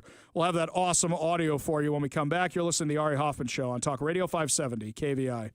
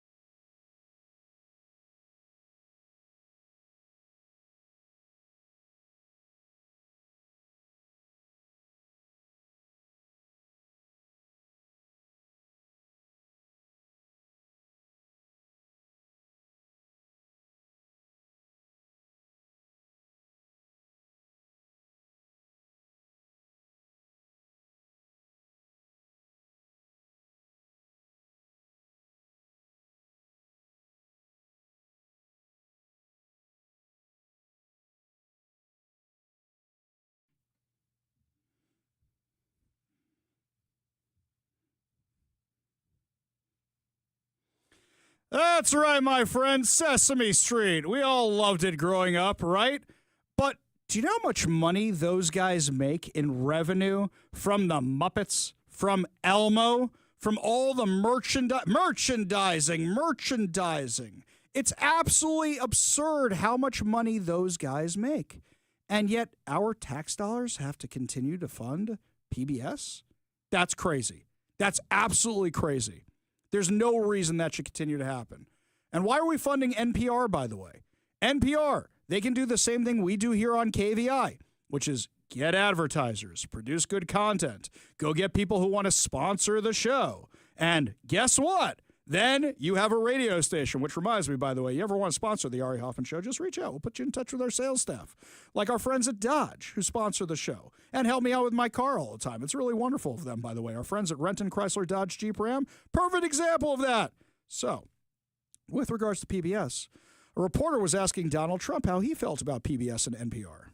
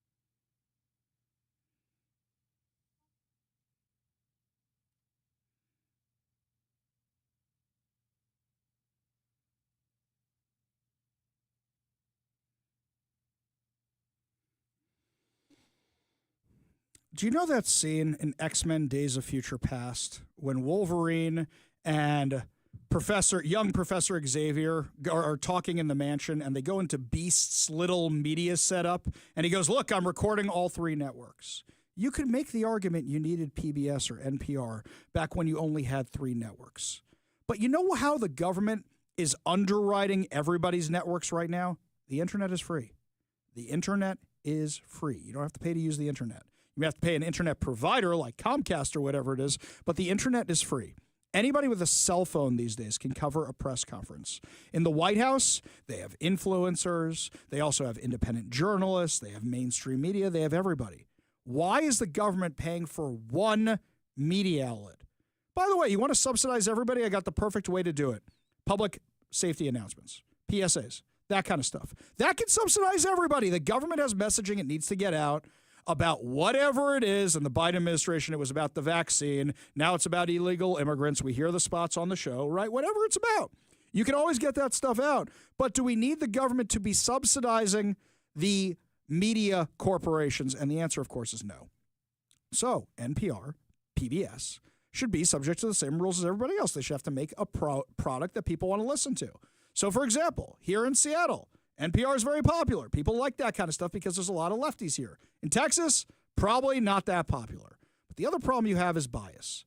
So the government is actually supporting this critical race theory DEI garbage. So Representative Brandon Gill pulled out the receipts when questioning NPR CEO Catherine Marr about what NPR is actually producing on the airwaves. Give a listen. Generally, would you say you generally agree or disagree with the following statement? The history of all hitherto existing society is the history of class struggles? I would not say I agree with that, sir. That's good to hear. It's interesting because a lot of your thinking, as expressed by your public statements, is deeply infused with economic and cultural Marxism. Do you believe that America is addicted to white supremacy? I believe that I tweeted that, and as I've said earlier, I believe much of my thinking has evolved over the last half decade. Oh, it's evolved. Oh, meaning now that you're in front of Congress, I don't want to be called out on my tweets. It has evolved. Why did you tweet that? I don't recall the exact context, sir, so I wouldn't be able to say. Okay. Do you believe? Oh, we're back to it's about the context again? How'd that work out for the Columbia and MIT and Harvard heads? That America believes in black plunder and white democracy? I don't believe that, sir. You tweeted that in reference to a book you were reading at the time, apparently, The Case for Reparations. I don't think I've ever read that book, sir. You tweeted about it. You said you took a day off to fully read The Case for Reparations. You put that on Twitter in January of 2020. Apologies, I don't recall that I did. Okay. I'd no doubt that your tweet there is correct, but you know what I think that is? Product placement. I think that's product placement. Somebody said, hey, can you give us a pitch for the book? And you did that, and of course you don't remember it because you didn't actually do it. You're probably helping somebody out with their messaging. Yeah, you're not biased at all, right? I don't recall that. Okay. Do you believe that white people inherently feel superior to other races? I do not. You don't? You tweeted something to that effect. You said, I grew up feeling superior. Ha, how white of me. Why did you tweet that? I think I was probably reflecting on what it was to grow up in an environment where I had lots of advantages. So then you do feel that way.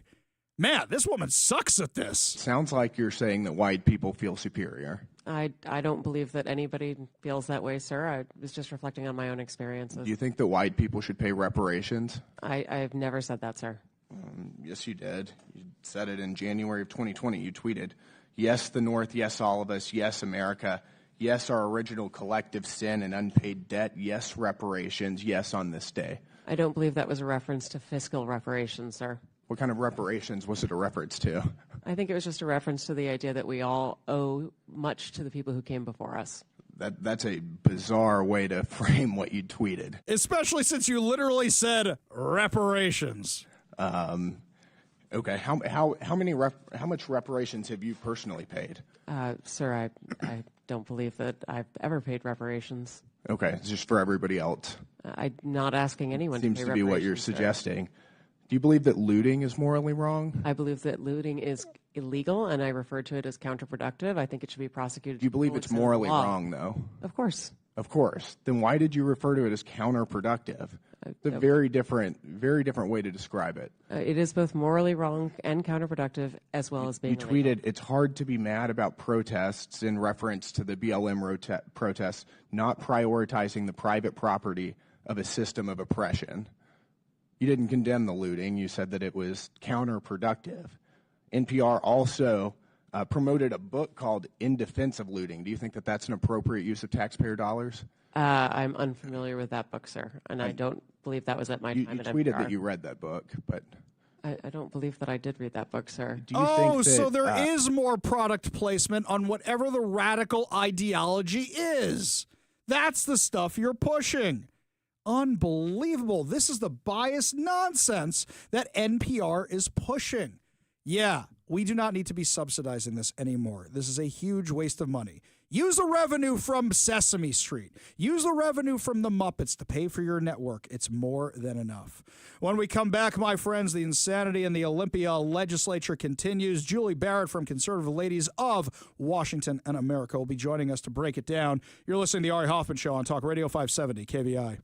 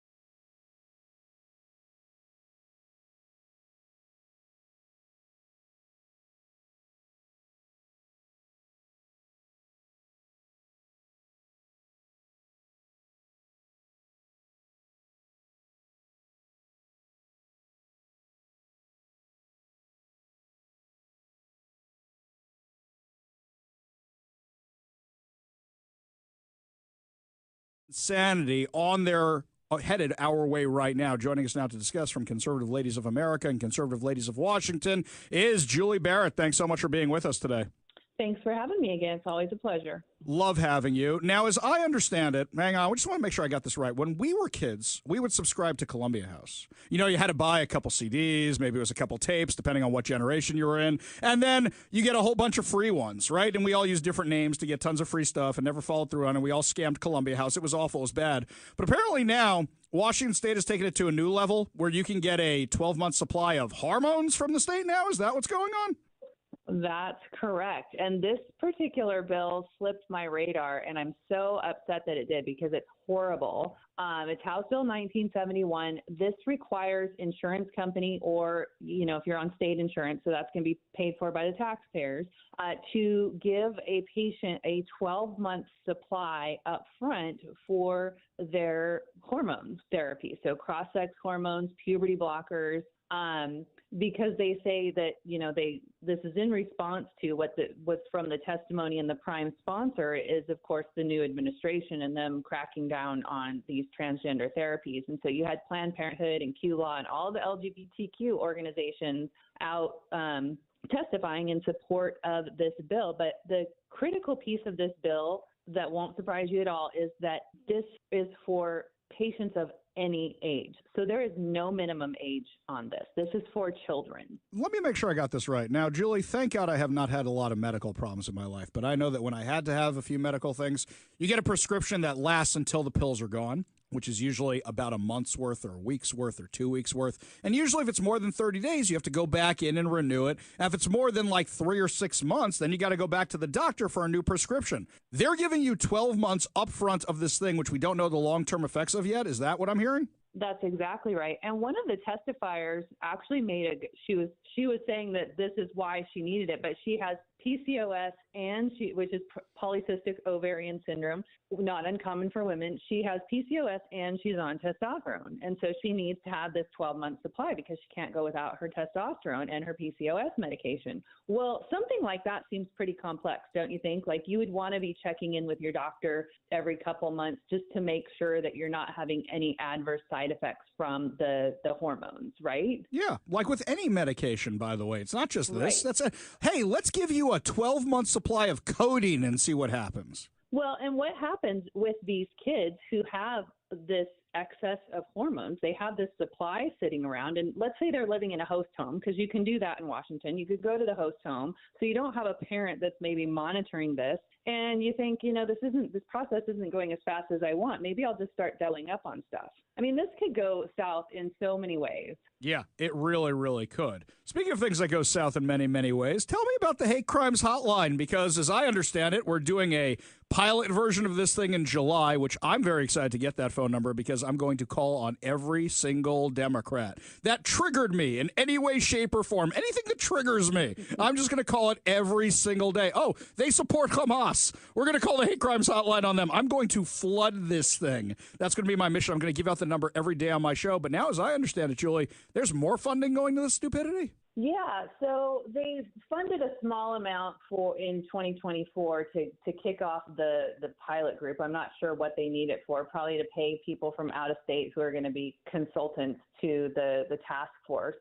They did like $750,000 in 2024. But now, so this week in Washington legislature, the House and the Senate are both working on budgets. So there's a lot of stuff going on with budgeting. So if people are interested in like the DOGE stuff and finding government waste, this is a great time to go through the bills and look for that. But they've got over $2 million allocated for the implementation of the hate crimes hotline. So as you mentioned, they're going to kick off the pilot program in 3 counties. I think it's King, Clark, and Spokane on July 1st. And then they'll roll out the statewide thing on January 1st, 2027. So I would imagine between now and January 2027, they're going to increase that funding. So we're looking at $2.1 million right now. what's that going to look like next year? Will they put more funding into it? I would imagine they will. It'll be interesting once the pilot kicks off. You know what else we should do, Julie? This just crossed my mind. If this thing's funded by the government, then it's subject to PDR requests. I think once a month we should just do a PDR request and see who's using it, don't you? I think that's a great idea. Mm-hmm. Now, the reason I think of this is because during COVID, when they had these little snitch lists, I did a PDR for all the people who ratted out my company for operating, because I'm so dangerous delivering bounce houses to people's backyards so they could use them by themselves. And I saw it was people who didn't like me politically. It was people who didn't like me who I'm not friends with. And it was people who, were my competitors. So that was the mind-blowing thing to me. That's who was on that list. So the whole thing wasn't about COVID. It was about retribution. Yeah, and you're going to see, I think, with this, people reporting things that they see on social media that they don't like. Liberals that would be posting about people like you and I, right, to this hate crime hotline. I think it's going to be just insane. Yeah, I think you're 100% right. And speaking of insane, in the last few minutes we have with the Florida woman, Julie Barrett herself from Conservative Ladies of Washington, Conservative Ladies of America. Not that she's insane, but she's here to catch us up on all the insane stuff happening in Olympia. So they're funding more money towards illegal immigrants, more money towards pretty much everything you can imagine other than the taxpayers themselves who are going to be on the hook for all this, right? That's right. And so something people can do is they can pull up the budget, and it's a PDF. So if you put in if you push F4 and put in immigrant in the search, you'll find all kinds of funding that they're doing for immigrants. But last session, they passed a bill to create the Office of Refugee and Immigrant Assistance. And this, of course, is just going to be an office. It wasn't going to be funded because that's how government works, right? So yeah. They gave it quite a bit of funding last June or July, I think, for the shelter there in Tukwila. And now they're coming back in this session with another $25 million. So they're going to raise your taxes because of the deficit, and they can't pay for all their pet projects. But they're going to keep things like this, supplies and supports for illegal immigrants. And another interesting fact is that the abortion funding in Washington state is over $21 million, which is a substantial increase that started back in 2023 after the Dobbs decision. So you've got a lot of wasteful spending, and they're just going to turn around and tax the taxpayers more so that they can keep it going. Julie Barrett, the Florida woman herself from Conservative Ladies of America, Conservative Ladies of Washington. She is one of my best sources for what's going on in the legislature. She should be yours, too. Julie, give us your website again so people know where to go. ConservativeLadiesOfAmerica.com, and we are on social media everywhere, Conservative Ladies of Washington. Oh, and our Washington website is ConservativeLadiesOfWA.com. Julie Barrett, thank you so much for joining us today, as always, and giving us such a detailed look inside the legislature. Thank you for keeping tabs on all of this, trying to keep all of us safe and able to afford our homes. We do appreciate it. Thanks, Ari.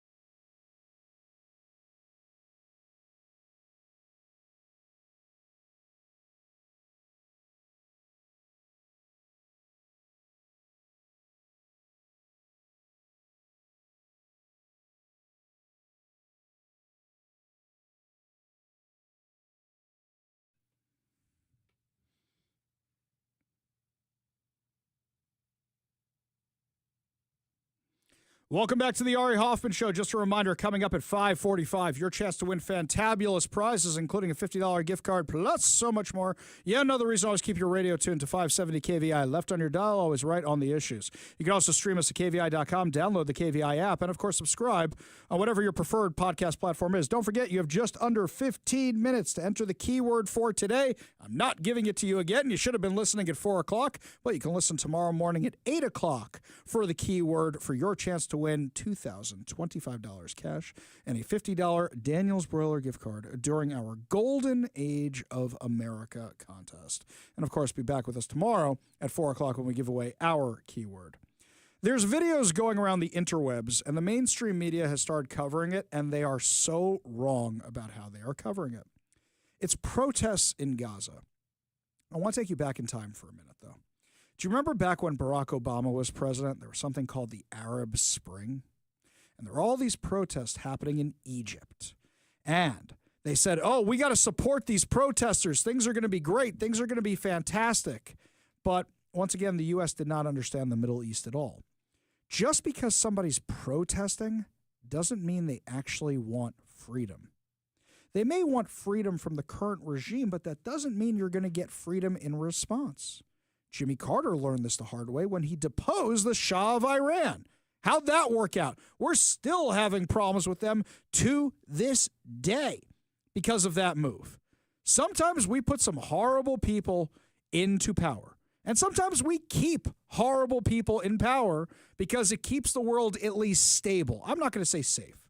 You want to have the debate about Saddam Hussein? We can have that debate. You're talking about the first Gulf War where we had to go in and save Kuwait and save our oil interest and save Israel and save a whole bunch of stuff because Saddam Hussein decided to start gassing the Kurds and invading Kuwait. I mean, this was a tribal war that we interfered in, and then worse yet, we didn't finish the job. We had to go back in and do it again. With Iran, we deposed the Shah of Iran, and then the Ayatollahs take over, and great. We're even more screwed than we were with that guy. So, at this point, guys, you got to look at history and be like, do we even know what we're interfering in? North and South Vietnam for a minute. So we had no idea the centuries-old conflict that we were getting in there. We just knew Russia bad, got to stop Russia. And how'd that work out for everybody? So when Obama decided to try and interfere with this, what happened? He was emboldening the Muslim Brotherhood, a terrorist organization. Whether he realized it or not, that's who he was supporting. But he figured, well, you know, if they're against Egypt, we must like these guys. No.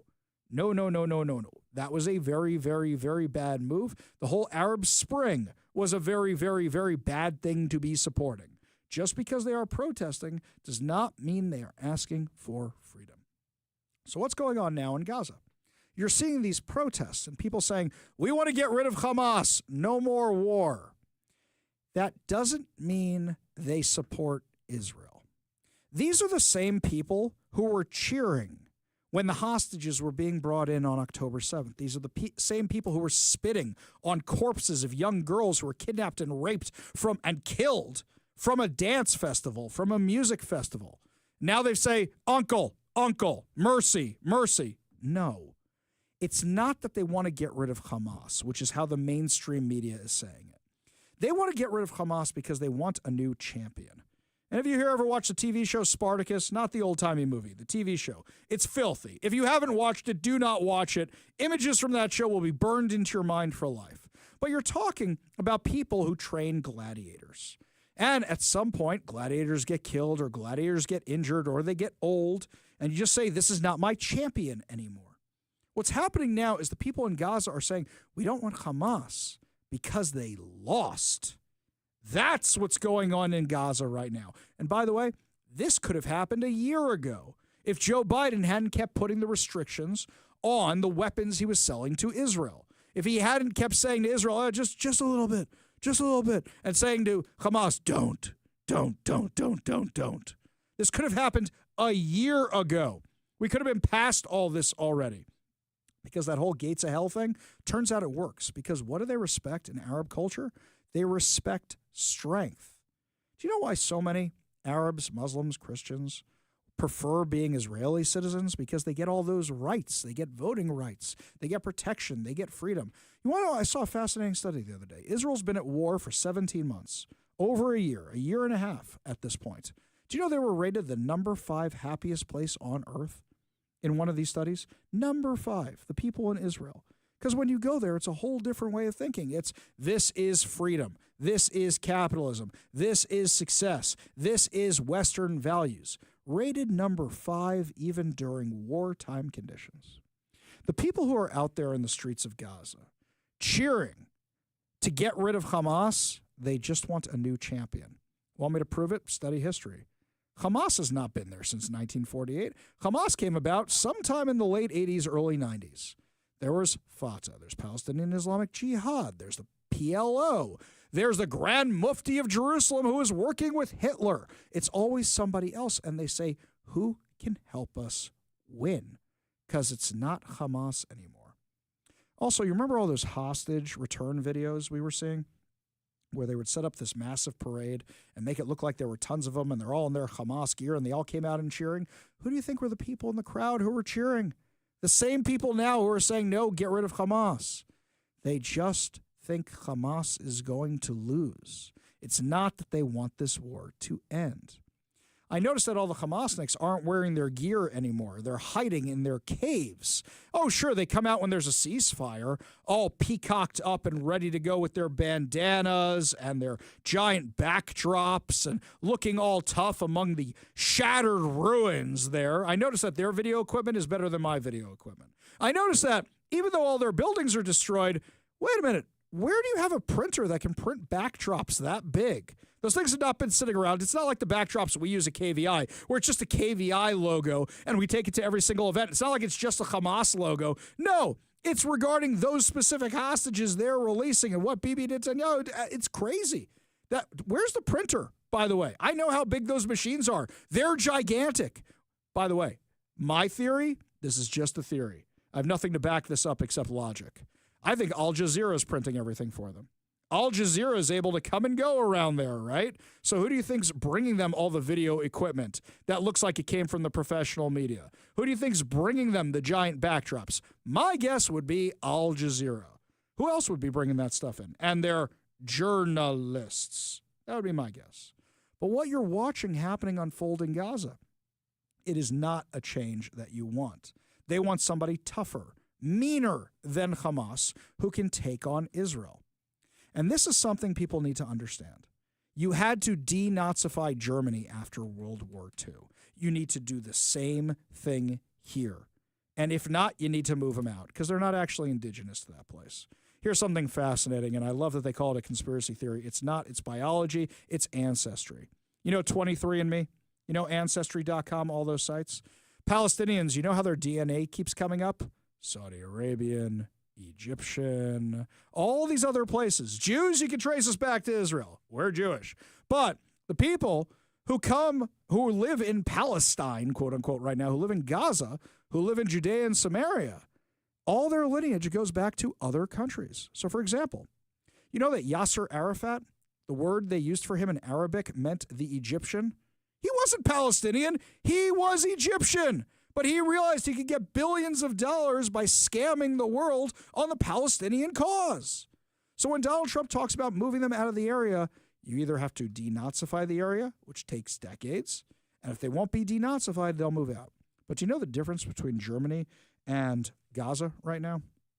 The Germans had had enough of war. Their Fuhrer was gone.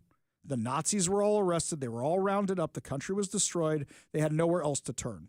This culture says we want more dead people. We want to send our children to be martyrs. At some point, the Nazis just said we had enough, or they fled to other countries. So the German people who were not part of the war said, we're ready to be denazified. And then we had to come up with the innocent German soldier, the good German soldier. We had to come up with lies like that. You can't do that in this case, guys. You just can't. Whenever you see these protests being reported on the mainstream media, they are all getting it wrong because the mainstream media wants to say, look, they believe in freedom. Look, they're innocent Palestinians. That's not what they are. And you want me to prove it? Israel offered up $5 million safe passage out of Gaza and immunity for anybody who turned in an Israeli hostage. Not a single Palestinian did. Don't believe the mainstream media. That's why you listen to this show. And speaking of the mainstream media, by the way, when we come back, trouble is afoot in the Olympia legislature. In the Washington legislature, one senator is now banning the media from parts of the Capitol. We'll have details on that for you when we come back. You'll listen to the Ari Hoffman Show on Talk Radio 570 KVI.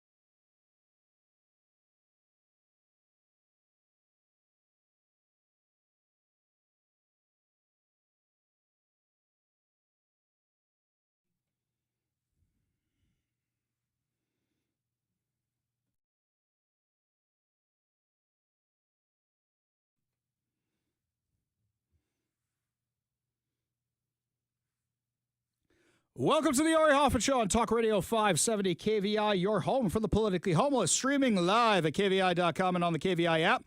If you want to be part of the most dangerous show on the airwaves, call or text the Warrior Injury Law Studio line at 206-421-5757. That's 206-421-5757. Coming up at 5:45, your chance to win fantabulous prizes, including a $50 gift card plus so much more. But before we get to any of that, my friends, got some breaking news for you right now. Talk Radio 570 KVI, breaking news on the Ari Hoffman Show. This comes to us from our friends over at the Linwood Times who have been killing it recently, getting the stories the lamestream media doesn't. Senator Manka Dhingra, Democrat. Now, if you don't remember who Manka Dhingra is, she is the anti-police, anti-law enforcement senator who was the one who didn't want to allow police pursuits to come back. That's who we're talking about here. Well, now apparently she doesn't want media in the Washington state capitol. According to the Linwood Times, it has been brought to the attention of the Washington Newspapers Publishers Association that at 12:30 p.m. Senate floor debate today, Senator Manka Dhingra will be proposing a rule change to officially kick reporters out of the Senate wings. Why is this a big deal? This is where reporters engage with senators, get vital access and information used to bring oversight and transparency to residents. Okay, can we be real about who's actually in the wings of this thing? The Washington State Standard. The AP doesn't send anybody down there anymore. They don't even bother. Then they're so defunded, they don't have anybody to send. You've got Carleen Johnson from the Center Square, and she had to really work to get her press credentials. And occasionally you've got me, Jonathan Cho, or Brandy. That's really it. And I'd say I only go when I'm invited down there. I really don't go the rest of the time. Brandy and Jonathan go down there a lot. But what are they trying to do? Restrict us from being down there. That's what this is all about. Now, in a normal world, you would have the media screaming out about this. I did a search before this segment, and I was curious who in the media would be talking about this. Would anybody in the media? I checked every single news media website, right, left, and center that I could find. And the only ones I found reporting on this, Linwood Times and Brandy and Jonathan and now me. That's it. So you have Senator Manka Dhingra, who got a resolution passed today to keep reporters away from our democracy. Why do we have a First Amendment so that reporters can hold our government accountable, in theory? But I bet you Como, Cairo, I bet you King 5, I bet you Fox 13, none of these guys even know about it because none of them have reporters down there right now. Because they're not covering the stuff in Olympia. Unless somebody like the Center Square does, maybe the Washington State Standard, maybe Carleen Johnson, maybe the Linwood Times. Unless somebody else picks it up first, they don't even bother covering it. They just print press releases right now. Which is why we had that story earlier in the show where Cairo 7 could write a story saying, this is going to be the first gas tax we've had since 2016. No, we had the Climate Commitment Act. They just write press releases. They don't think for themselves anymore. So apparently, according to the Linwood Times, from what was shared, this came about because the Capitol Correspondents Association was allegedly under threat of litigation from Brandy Cruz and Jonathan Cho and handed credentialing of reporters back to the House and the Senate. So rather than deal with it, the Senate says, we're going to get rid of them. Now, I will credit the Republicans in the House because today I had no idea what was going on. I had no clue what was happening. I got correspondence from Senator John Braun's office where apparently they had asked to get me credentials so I could be down there. I never asked for that. I didn't know what was going on. I didn't realize that the Senate was in the process of banning everybody from being down there. So before the House does the same thing, they want to get all of us credentials so we can come down there and say, what the hell? You guys ever watch Fox News, CNN, any of the mainstream TV outlets, any of those guys? You notice whenever they're doing interviews, they're doing it from the Capitol Rotunda. You know why they have crews there all day? So that when Ted Cruz goes walking by or anybody else goes walking by, they can ask them questions. Hey, would you like to be on the show? And then they actually chase them through the halls of Congress when they don't want to answer the questions. That's how we hold these guys accountable. So now you literally have the Washington State Senate, controlled by Democrats, restricting freedom of the press. And do you know whose fault this is, by the way? the mainstream media. Because there's no way the Democrats would do this unless they thought they could get away with it. If they thought that the Seattle Times and Como and Cairo and everybody else would come down on them like a ton of bricks, there's no way they would even attempt it. But they know nobody's going to question them. Case in point, Dow Constantine. Dow Constantine is being appointed the head of Sound Transit tomorrow. Most of the media just ran with the press release. Yep, Dow Constantine's being appointed. And they're going to cover his state of the county speech today of, oh, he bragged about this and he bragged about that. Is anything better in King County since Dow Constantine got the job? In fact, everything is so much worse. Homelessness is worse. Drug crisis is worse. Crime is worse. Affordability is worse. Taxes are higher. Nothing is better. Not one thing is better. This guy made King County worse. Oh, he put a stamp on King County. It's going to take decades to undo this if we even get the chance to undo it. And now you're putting him in front of Sound Transit? I remember a young Ari Hoffman when he first moved to Seattle. I still had my grandfather's Camaro that he gave me as a present. It was a 1996 Camaro, and it had a body kit on it. And I remember I wanted a milkshake one day. I love my vanilla milkshakes, as you can tell by how I look. I love my vanilla milkshakes. And there's a Baskin-Robbins near my house. It's where they were building the light rail. And I didn't know anything about this. I think the vote on Sound Transit may have been right around the time I got here or maybe a little before the time I got here. So what happens? I go down there, and I want to go to Baskin-Robbins. And the guy who's working for the construction company directs me a certain way, and it tears the body kit off the Camaro. Tore it right in half. And I go, dude, you sent me this way. Oh, no, not my fault. Now, this is in the days before camera phones. So I had to get a camera. I forgot about it. A couple days go by, forgot about it. Then I finally remember my camera, go down there, and what do you know? The thing's paved over. And when I called Sound Transit about it, they said, what do you mean the thing's paved over? That couldn't have happened. You're trying to scam us. It happened. It's a $1,000 milkshake, by the way. That's how I call it the $1,000 milkshake, because that's how much the damage was to my car that I had to pay out of pocket, which was beyond annoying.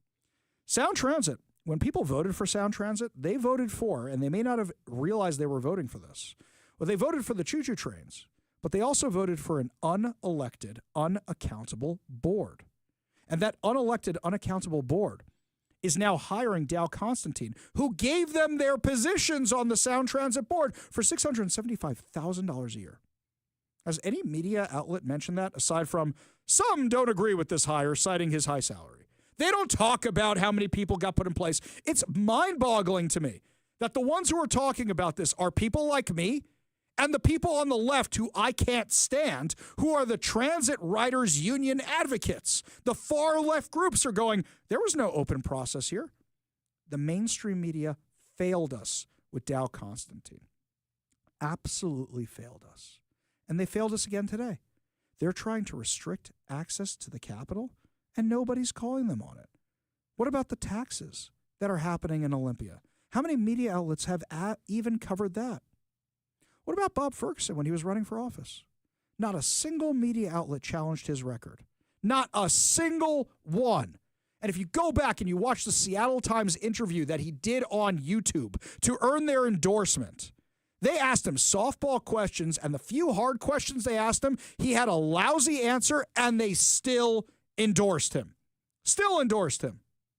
We do not have a real media here in Seattle, or they would call out all this nonsense on the regular. Instead, you've got us. So I want you to do me a favor right now, and this is going to be a shameless plug. I'm admitting it's a shameless plug right now. If you appreciate this show, even if you listen to it on the radio, I want you to do me a favor today.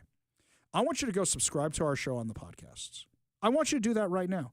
And here, I'm going to give another pitch. I want you also to download the KVI app right now to show us that you support us. No, this was not the point of the segment, because I'm going to show you the point of the segment.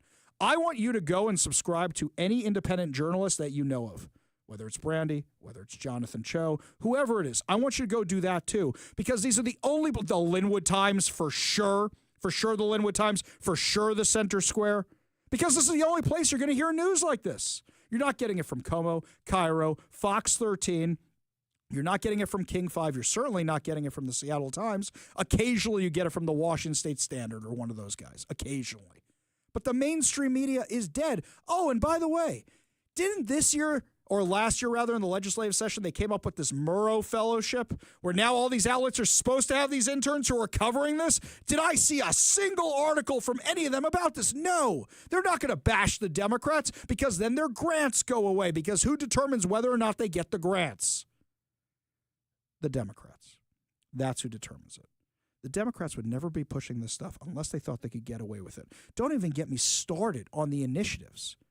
They didn't want to have a real discussion about the initiatives. If they had, there's no way they wouldn't have all passed across the board.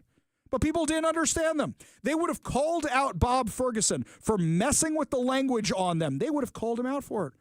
They don't call him out for anything. I'll give you a story from my own experience. The media here has been broken for a long, long time. This is nothing new. They've just been getting progressively worse. Yes, that's how you use the term, progressive. When I was running for office and I was getting death threats, it took the Seattle Times almost a week to write the article. So a candidate for office gets major death threats that are covered by international media, but the local media doesn't want to cover it? It got covered by Fox News and the Jerusalem Post before it got covered by the Seattle Times. The Stranger called me about it. Yeah, by the way, The Stranger is just a blog, but whatever. The Stranger did cover the death threats against me, but they made me prove it. They made me prove that I had gotten the death threats. They didn't want to believe everybody else's reporting. Yes, because The Stranger is the standard when it comes to all that. Never mind the fact that an independent media watchdog group called Memory, which talks about Middle Eastern affairs, was the ones who first discovered it. It was all up on their website, but they made me prove it. And after a while, I said, you guys can do your own research. Yeah, I sent them some stuff to prove it, but they kept asking questions. I'm like, guys, I've given you enough. If you can't do the story by now, we're done. That's what happened. The media here is absolutely dead. And in fact, most of the TV networks didn't cover it at all. Around here, a progressive does something, sends out a press release, they cover it like that. So here's my message to Republicans in the Washington State Legislature. You know what you guys need to do? Anytime you guys take a leak, you need to send out a press release. And you need to send it with video, and you need to send it with pictures. Don't send pictures of going to the bathroom. That's not what I meant. You need to send out that stuff right away, because the media here is so lazy, they will just print what is given to them. If you give them video and pictures and somebody to talk to, they'll print it even more. But right now, the media is not even interested in the fact that they themselves are now being banned from the wings of the Senate. And here's something else. Did something set this off? Did something happen? It's not like with Jasmine Crockett just yesterday. Jasmine Crockett's walking down the hall. There's a reporter doing the usual, hey, Miss Crockett, Miss Crockett. She grabbed the camera out of their hands and threw it on the floor as if she didn't have enough problems already. That kind of stuff isn't happening in Olympia, or we know what it would be. It would be our friend Jonathan Cho doing that, right? We know what it would be, right? And they'd be freaking out about it. They just don't want to answer the questions from anybody. From anybody. You know what this bill actually says? This is what it actually says. The sergeant in arms shall admit only the following individuals to the floor, the wings, and adjacent areas of the Senate for a period of time beginning 1/2 hour before convening and ending when the Senate has adjourned or recessed for an hour or more. The governor and or designees, members of the House of Representatives, and state elected officials. Officers and authorized employees of the legislature, honored guests being presented to the Senate, former members of the Senate who are not registered lobbyists pursuant to a chapter, representatives of the press who shall be admitted to this press table on the floor, subject to capacity at the press table, but not within the wings and adjacent areas, except while moving to and from the press table. So the 3 or 4 people that could sit at the press table, that's it. That's all we're going to allow in, and we're not going to allow in anybody else. Are you kidding me? Are you kidding me? That is the state of our media here in Washington. They don't want anybody covering what's going on. And the 3 of us left, the 5 of us left who are actually covering this stuff, they don't want that anymore. They're deathly afraid of people like Julie Barrett. They're afraid of the fact that we have that conversation every single week because she's a mom who had enough, who got fed up, and now she runs a national organization. They don't want us talking to Brandy Cruz. They don't want us having those Fridays with Brandy when she comes on and updates us on everything going on in the legislature. They don't want to deal with Jonathan Cho. They don't want to deal with him down there. They don't want anybody covering the insanity that they are doing in Olympia, and they are about to hit Washingtonians with the biggest tax increase in Washington state history. And nobody knows about it. You know something else nobody knows? A recent study came out. I posted a graphic of this on my social media accounts, Ari Hoffman Official on Facebook and Instagram, the Hofffather over on Twitter, which shows that Washington has had the most increases in taxes out of any state in the last 20 years. Thanks, Jay Inslee. Thanks, Democrats. Why do you think that is? They don't want anybody talking about it at all.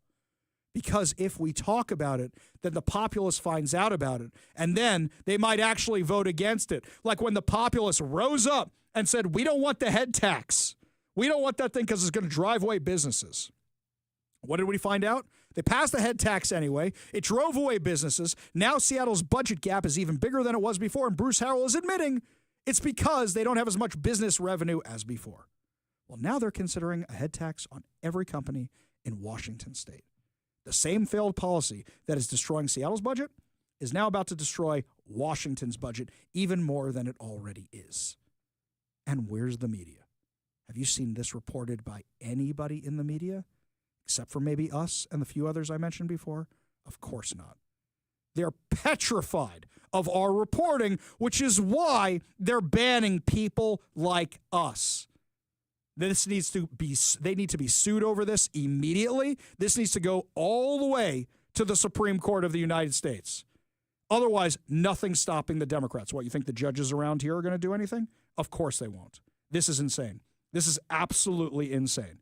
And what you can do is you can call the legislative hotline and say you've had enough of this nonsense. You call them up and you say you want the Senate to allow reporters back in the wings and around the Capitol building. 1-800-562-6000.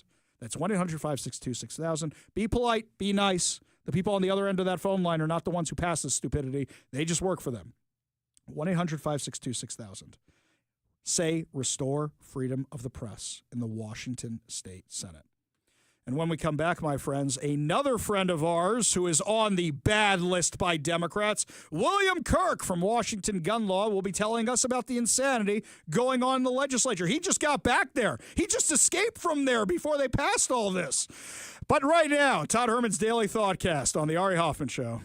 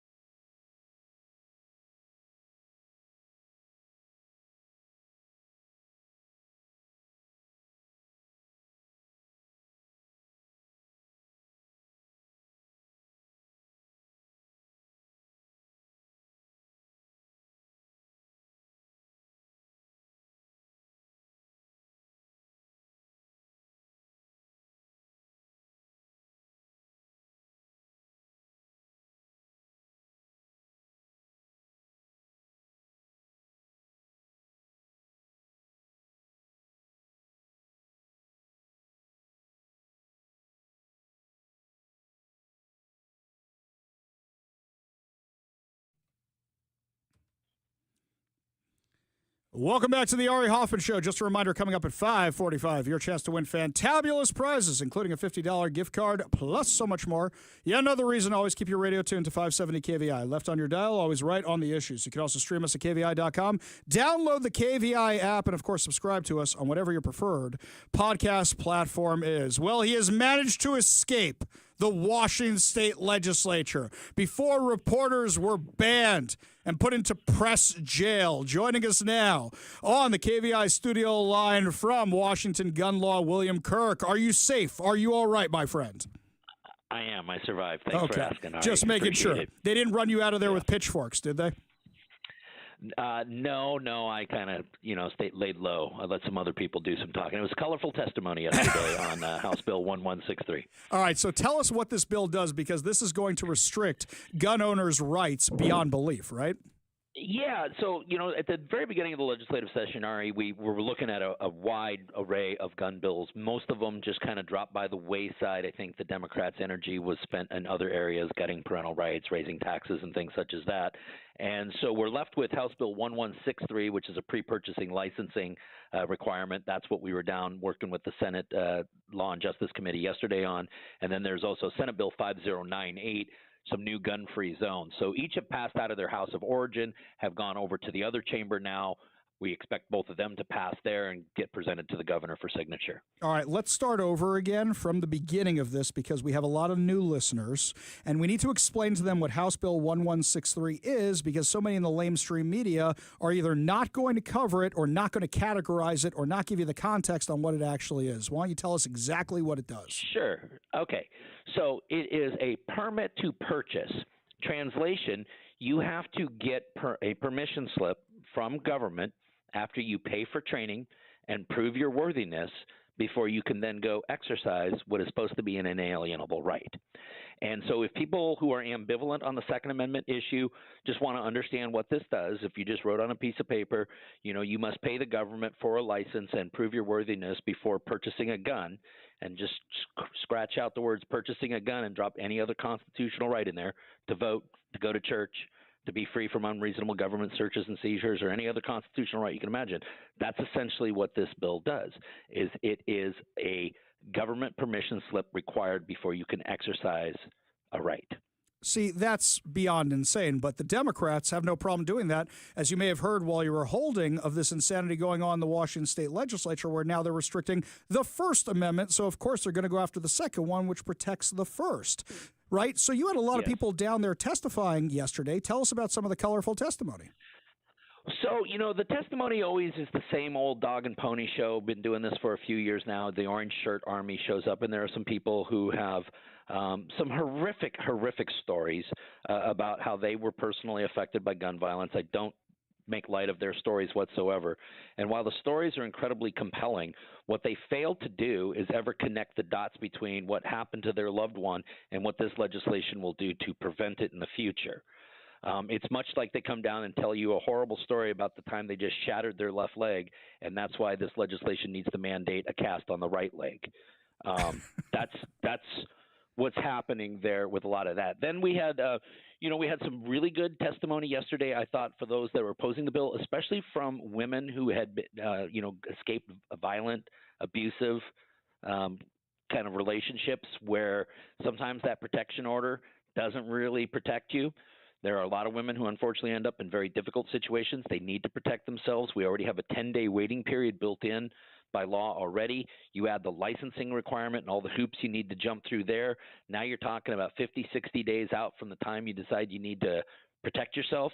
And for some women in very vulnerable groups, that could be the difference between life and death. And that's a real issue that the legislature seems to be ignoring with this.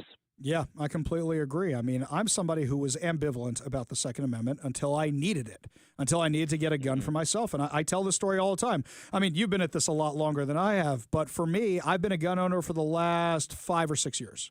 That's it. Because when I needed it, I went and got one, and I was so thankful we have the Second Amendment, and now my house is like Fort Knox. But the thing is, a lot of people don't understand this. So let me play devil's advocate for a minute. What's wrong with people getting more training? What's wrong with people applying to get a permit and getting training so that they can go get the gun? There is absolutely nothing wrong with training. And in fact, lawful and responsible gun ownership mandates that you get trained. In fact, there's no such thing as being overtrained.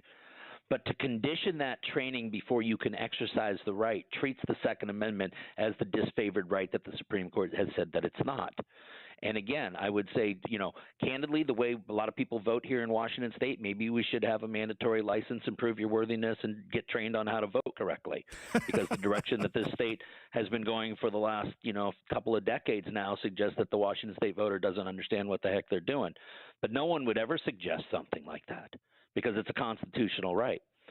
Let's consider right now what the Senate joint resolution that wants to mandate, and they use these exact words, so it's not me just trying to be blunt about it. They actually use the words abortion as a constitutional right in Washington State. Now, I don't think that Senate joint resolution is going to go anywhere, but if it were, can you imagine where you had to go pay government for a license and prove your worthiness before you could go get an abortion? Right. How would that go over with the side that's proposing this legislation? And that's the offensive nature. And what the people who are ambivalent on gun control or gun legislation need to understand is if they can do it to your Second Amendment rights, what prevents them from doing them to any of your other constitutional rights as well, i.e. the First Amendment, just like you were discussing before I came on air? Exactly. And think about this in the last few minutes we have with William Kirk from Washington Gun Law. Think about this for a second. Everybody goes, the Supreme Court will knock it down. Somebody needs to file that case. Somebody needs to pay for that case. And then you're assuming things are going to get knocked down by the Supreme Court. Instead, what you have to do is you have to call the Washington State Legislature and say no to House Bill 1163. Call them at 1-800-562-6000. You be polite, you be nice, but that's House Bill 1163. Say no, 1-800-562-6000, so that you can keep your gun rights, your firearm rights, your right to protect yourself intact. Just before we let you go, have you had any discussions with any lawyers about this, any potential challenges to this if it passes? Yeah, I anticipate there'll be legal challenges. The effective date of the bill would be November 1st of 2026. You would see lawsuits filed almost immediately after the governor's signature, and then away we go. But as we know, the wheels of justice turn incredibly slow. Exactly. We're still dealing with magazine bans and such. William Kirk from Washington State Gun Law. Now, if you don't subscribe to him, he is another truth teller, and you got to subscribe to him right now. So you head on over to his YouTube page, Washington Gun Law. You head on over to Twitter. He's there. X, Washington Gun Law. He's on all the platforms. Subscribe to him. Give him the subscribes as well. William Kirk, thank you so much for joining us today. Always a pleasure. Thanks for having me. We love having you, and we're glad you're safe from the Olympia legislature, my friend. Happy to have you anytime. Lots more to discuss as the show continues. Seattle has dug itself a massive financial hole, and it's only its own fault, but you're going to end up paying for it. You're listening to the Ari Hoffman Show on Talk Radio 570 KVI.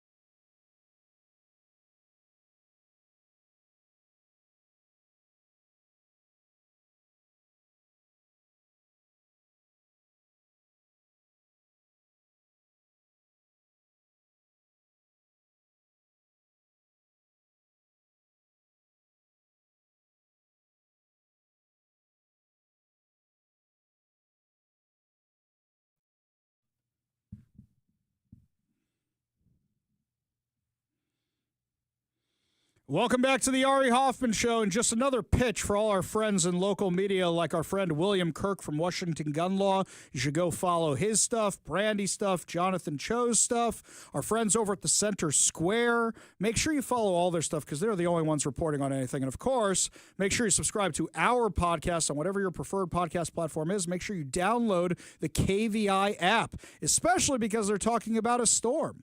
And if there's a storm, my friends, and your power goes out, all you got is your cell phone.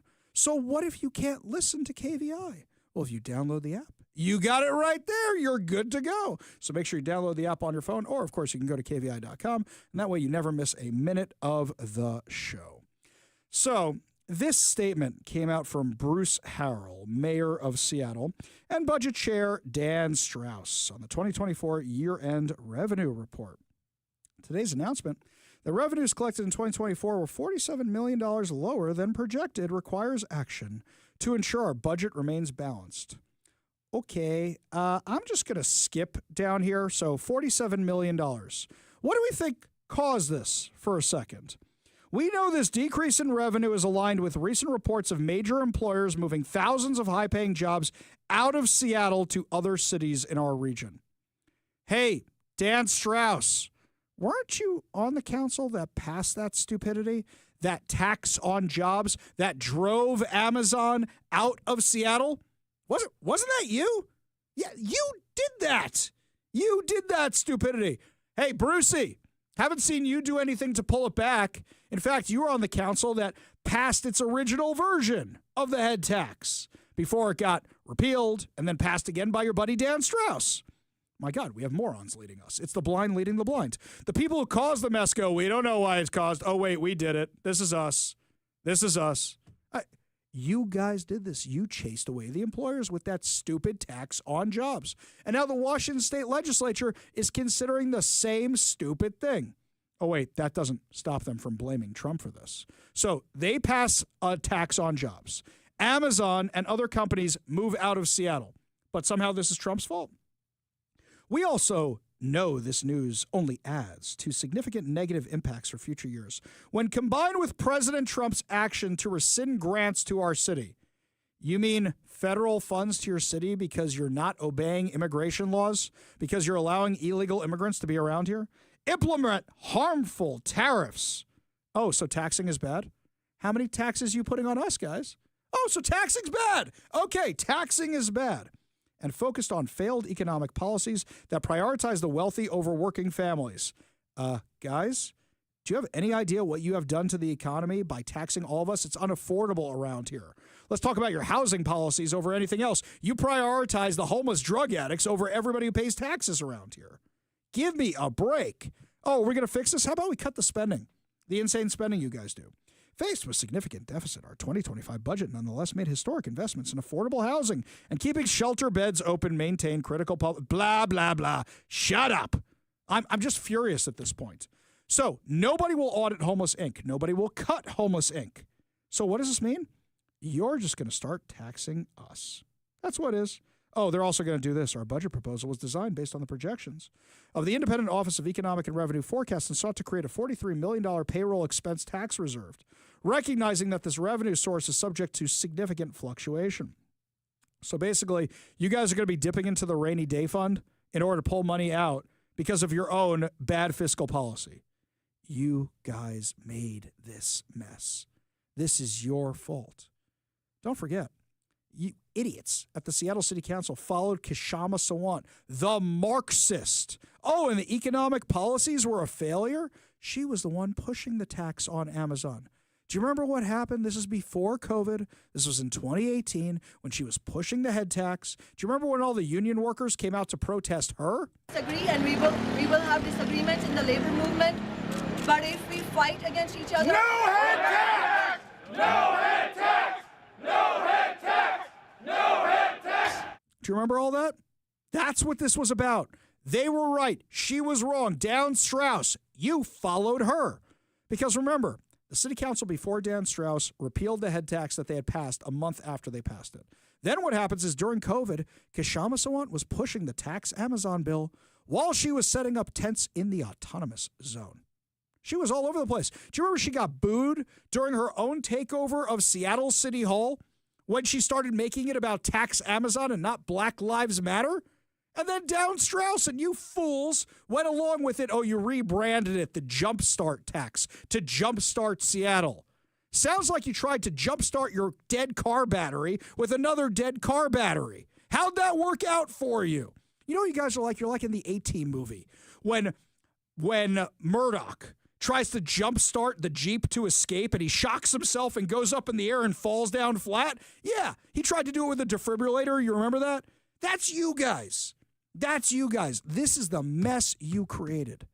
And now in Olympia, they're talking about a tax on jobs. How many companies are going to flee the state? Oh, Ari, Boeing's too entrenched here to do it. No, you know what they're going to do over time? It's real simple. As soon as they stop making one type of plane, they're going to make the factory somewhere else. You think the F-47's being made in Seattle? No way. They're just going to make planes other places until eventually there's nothing here anymore. Between the strike they just had, between the other problems they have around here, between the taxes, I wouldn't stay. They already moved their corporate offices out of state. They already moved other branches that are building things out of state. Why would anybody stay? There's no reason to stay. Amazon left Seattle. Amazon moved as much as they could over to Bellevue, and the way they're doing it is exactly the way I just described, through attrition. When one project ends, if they can move the people over to Bellevue to a different team, they will do it. Don't forget, members of our own Seattle City Council, including Lisa Herbold, flew to New York to tell them how big, bad, and evil Amazon was. You know what I know when I look at Lake Union? I know what South Lake Union used to look like, and I know what it looks like now. It looks like Amazon's been pretty damn good for South Lake Union because using the money you got from their taxes, you were able to rebuild and restore that whole area. But then COVID happened, you sent everybody home, and it hasn't recovered since. You guys killed the golden goose. Look what you did. Look what you literally did to our city. You created this mess. You created your own budget crisis, and now Washington State's going to do the exact same thing. And you got another problem. How many of these companies are going to move out of here and say to their employees, hey, you got to come with us or we can't pay you anymore? And how many people are like me that can't leave Seattle?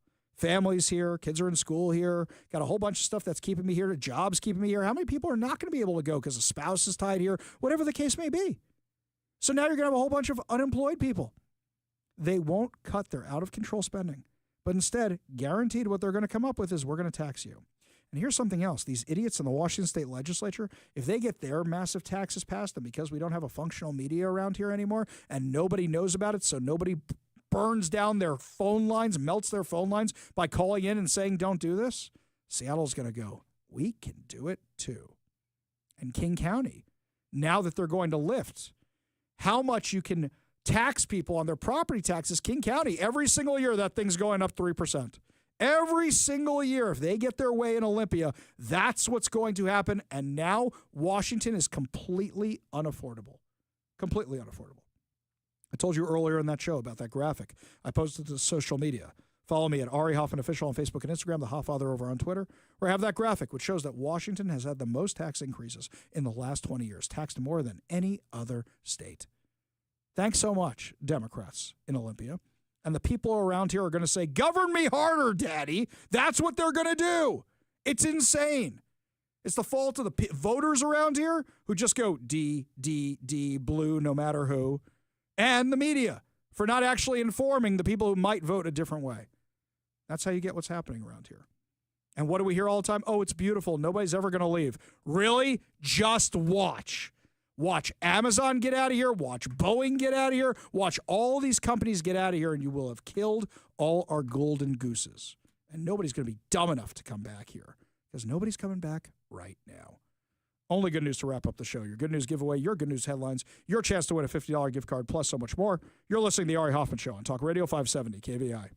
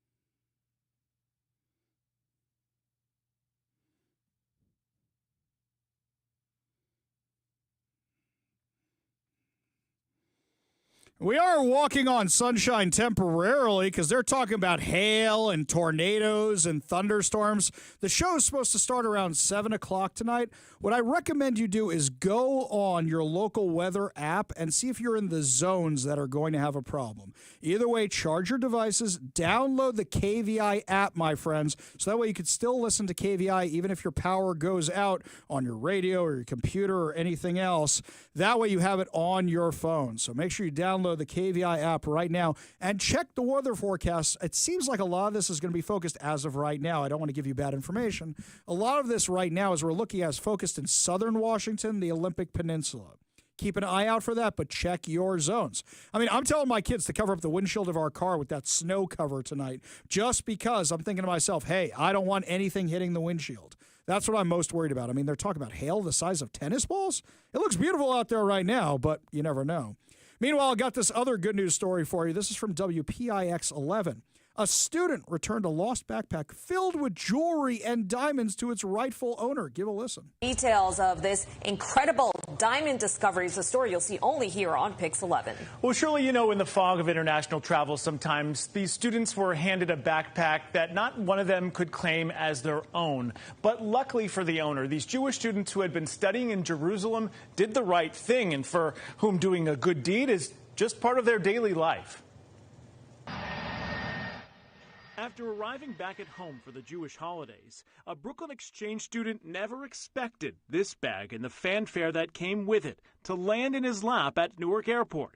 You see, a cab driver mistakenly handed it over after unloading his luggage. The yellow cab comes back and he opens the window, tells me someone left this briefcase. He hands it over to me. Before this camera-shy 20-year-old could tell the driver it wasn't his, he'd already sped off. So imagine his surprise when opening it up, trying to find the rightful owner. This happened. I started seeing that there's jewelry. I was shocked. It looked like expensive stuff. Along with this custom diamond-encrusted pendant, there were Rolex watches, loose diamonds, and other jewelry and cash, all with an estimated value well over $100,000. I contacted my mother. She told me I should call Shmira. The Brooklyn Public Safety Group, Shmira, took the backpack and began investigating. This is what we do. This is our mission. The volunteers eventually found a phone number leading to the owner, who told us he works in New York City's Diamond District. Was he a distributor, a wholesaler? Is he just an end user, a customer?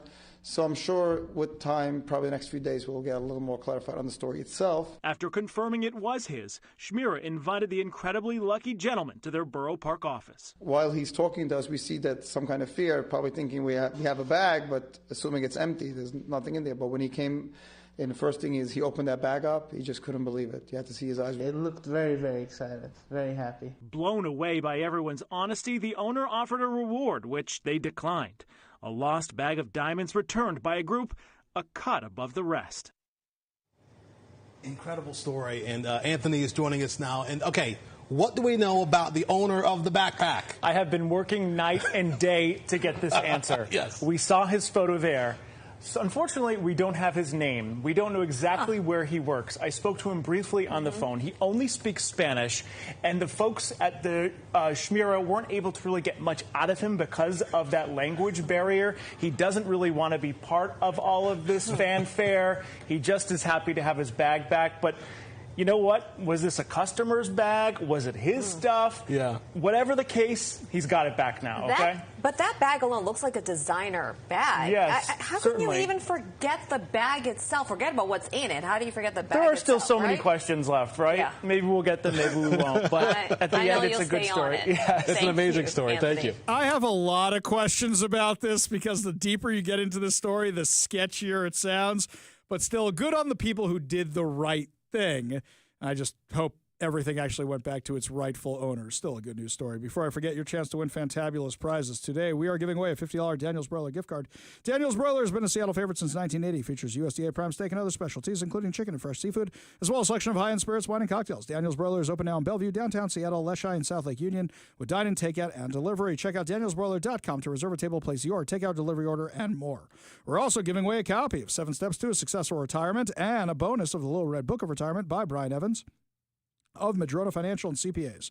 Learn how to design your retirement to support your quality of life for 30-plus years from Brian Evans of Madrona Financial and CPAs, a local company working to help you grow deep financial roots, future financial storms. Don't blow your life savings away. Visit MadronaFinancial.com for more information and discover how you can create a rooted wealth plan today. Last but certainly not least, we are giving away two tickets to Riley Green at the Washington State Fair on Saturday, August 30th. Get your tickets now at thefair.com.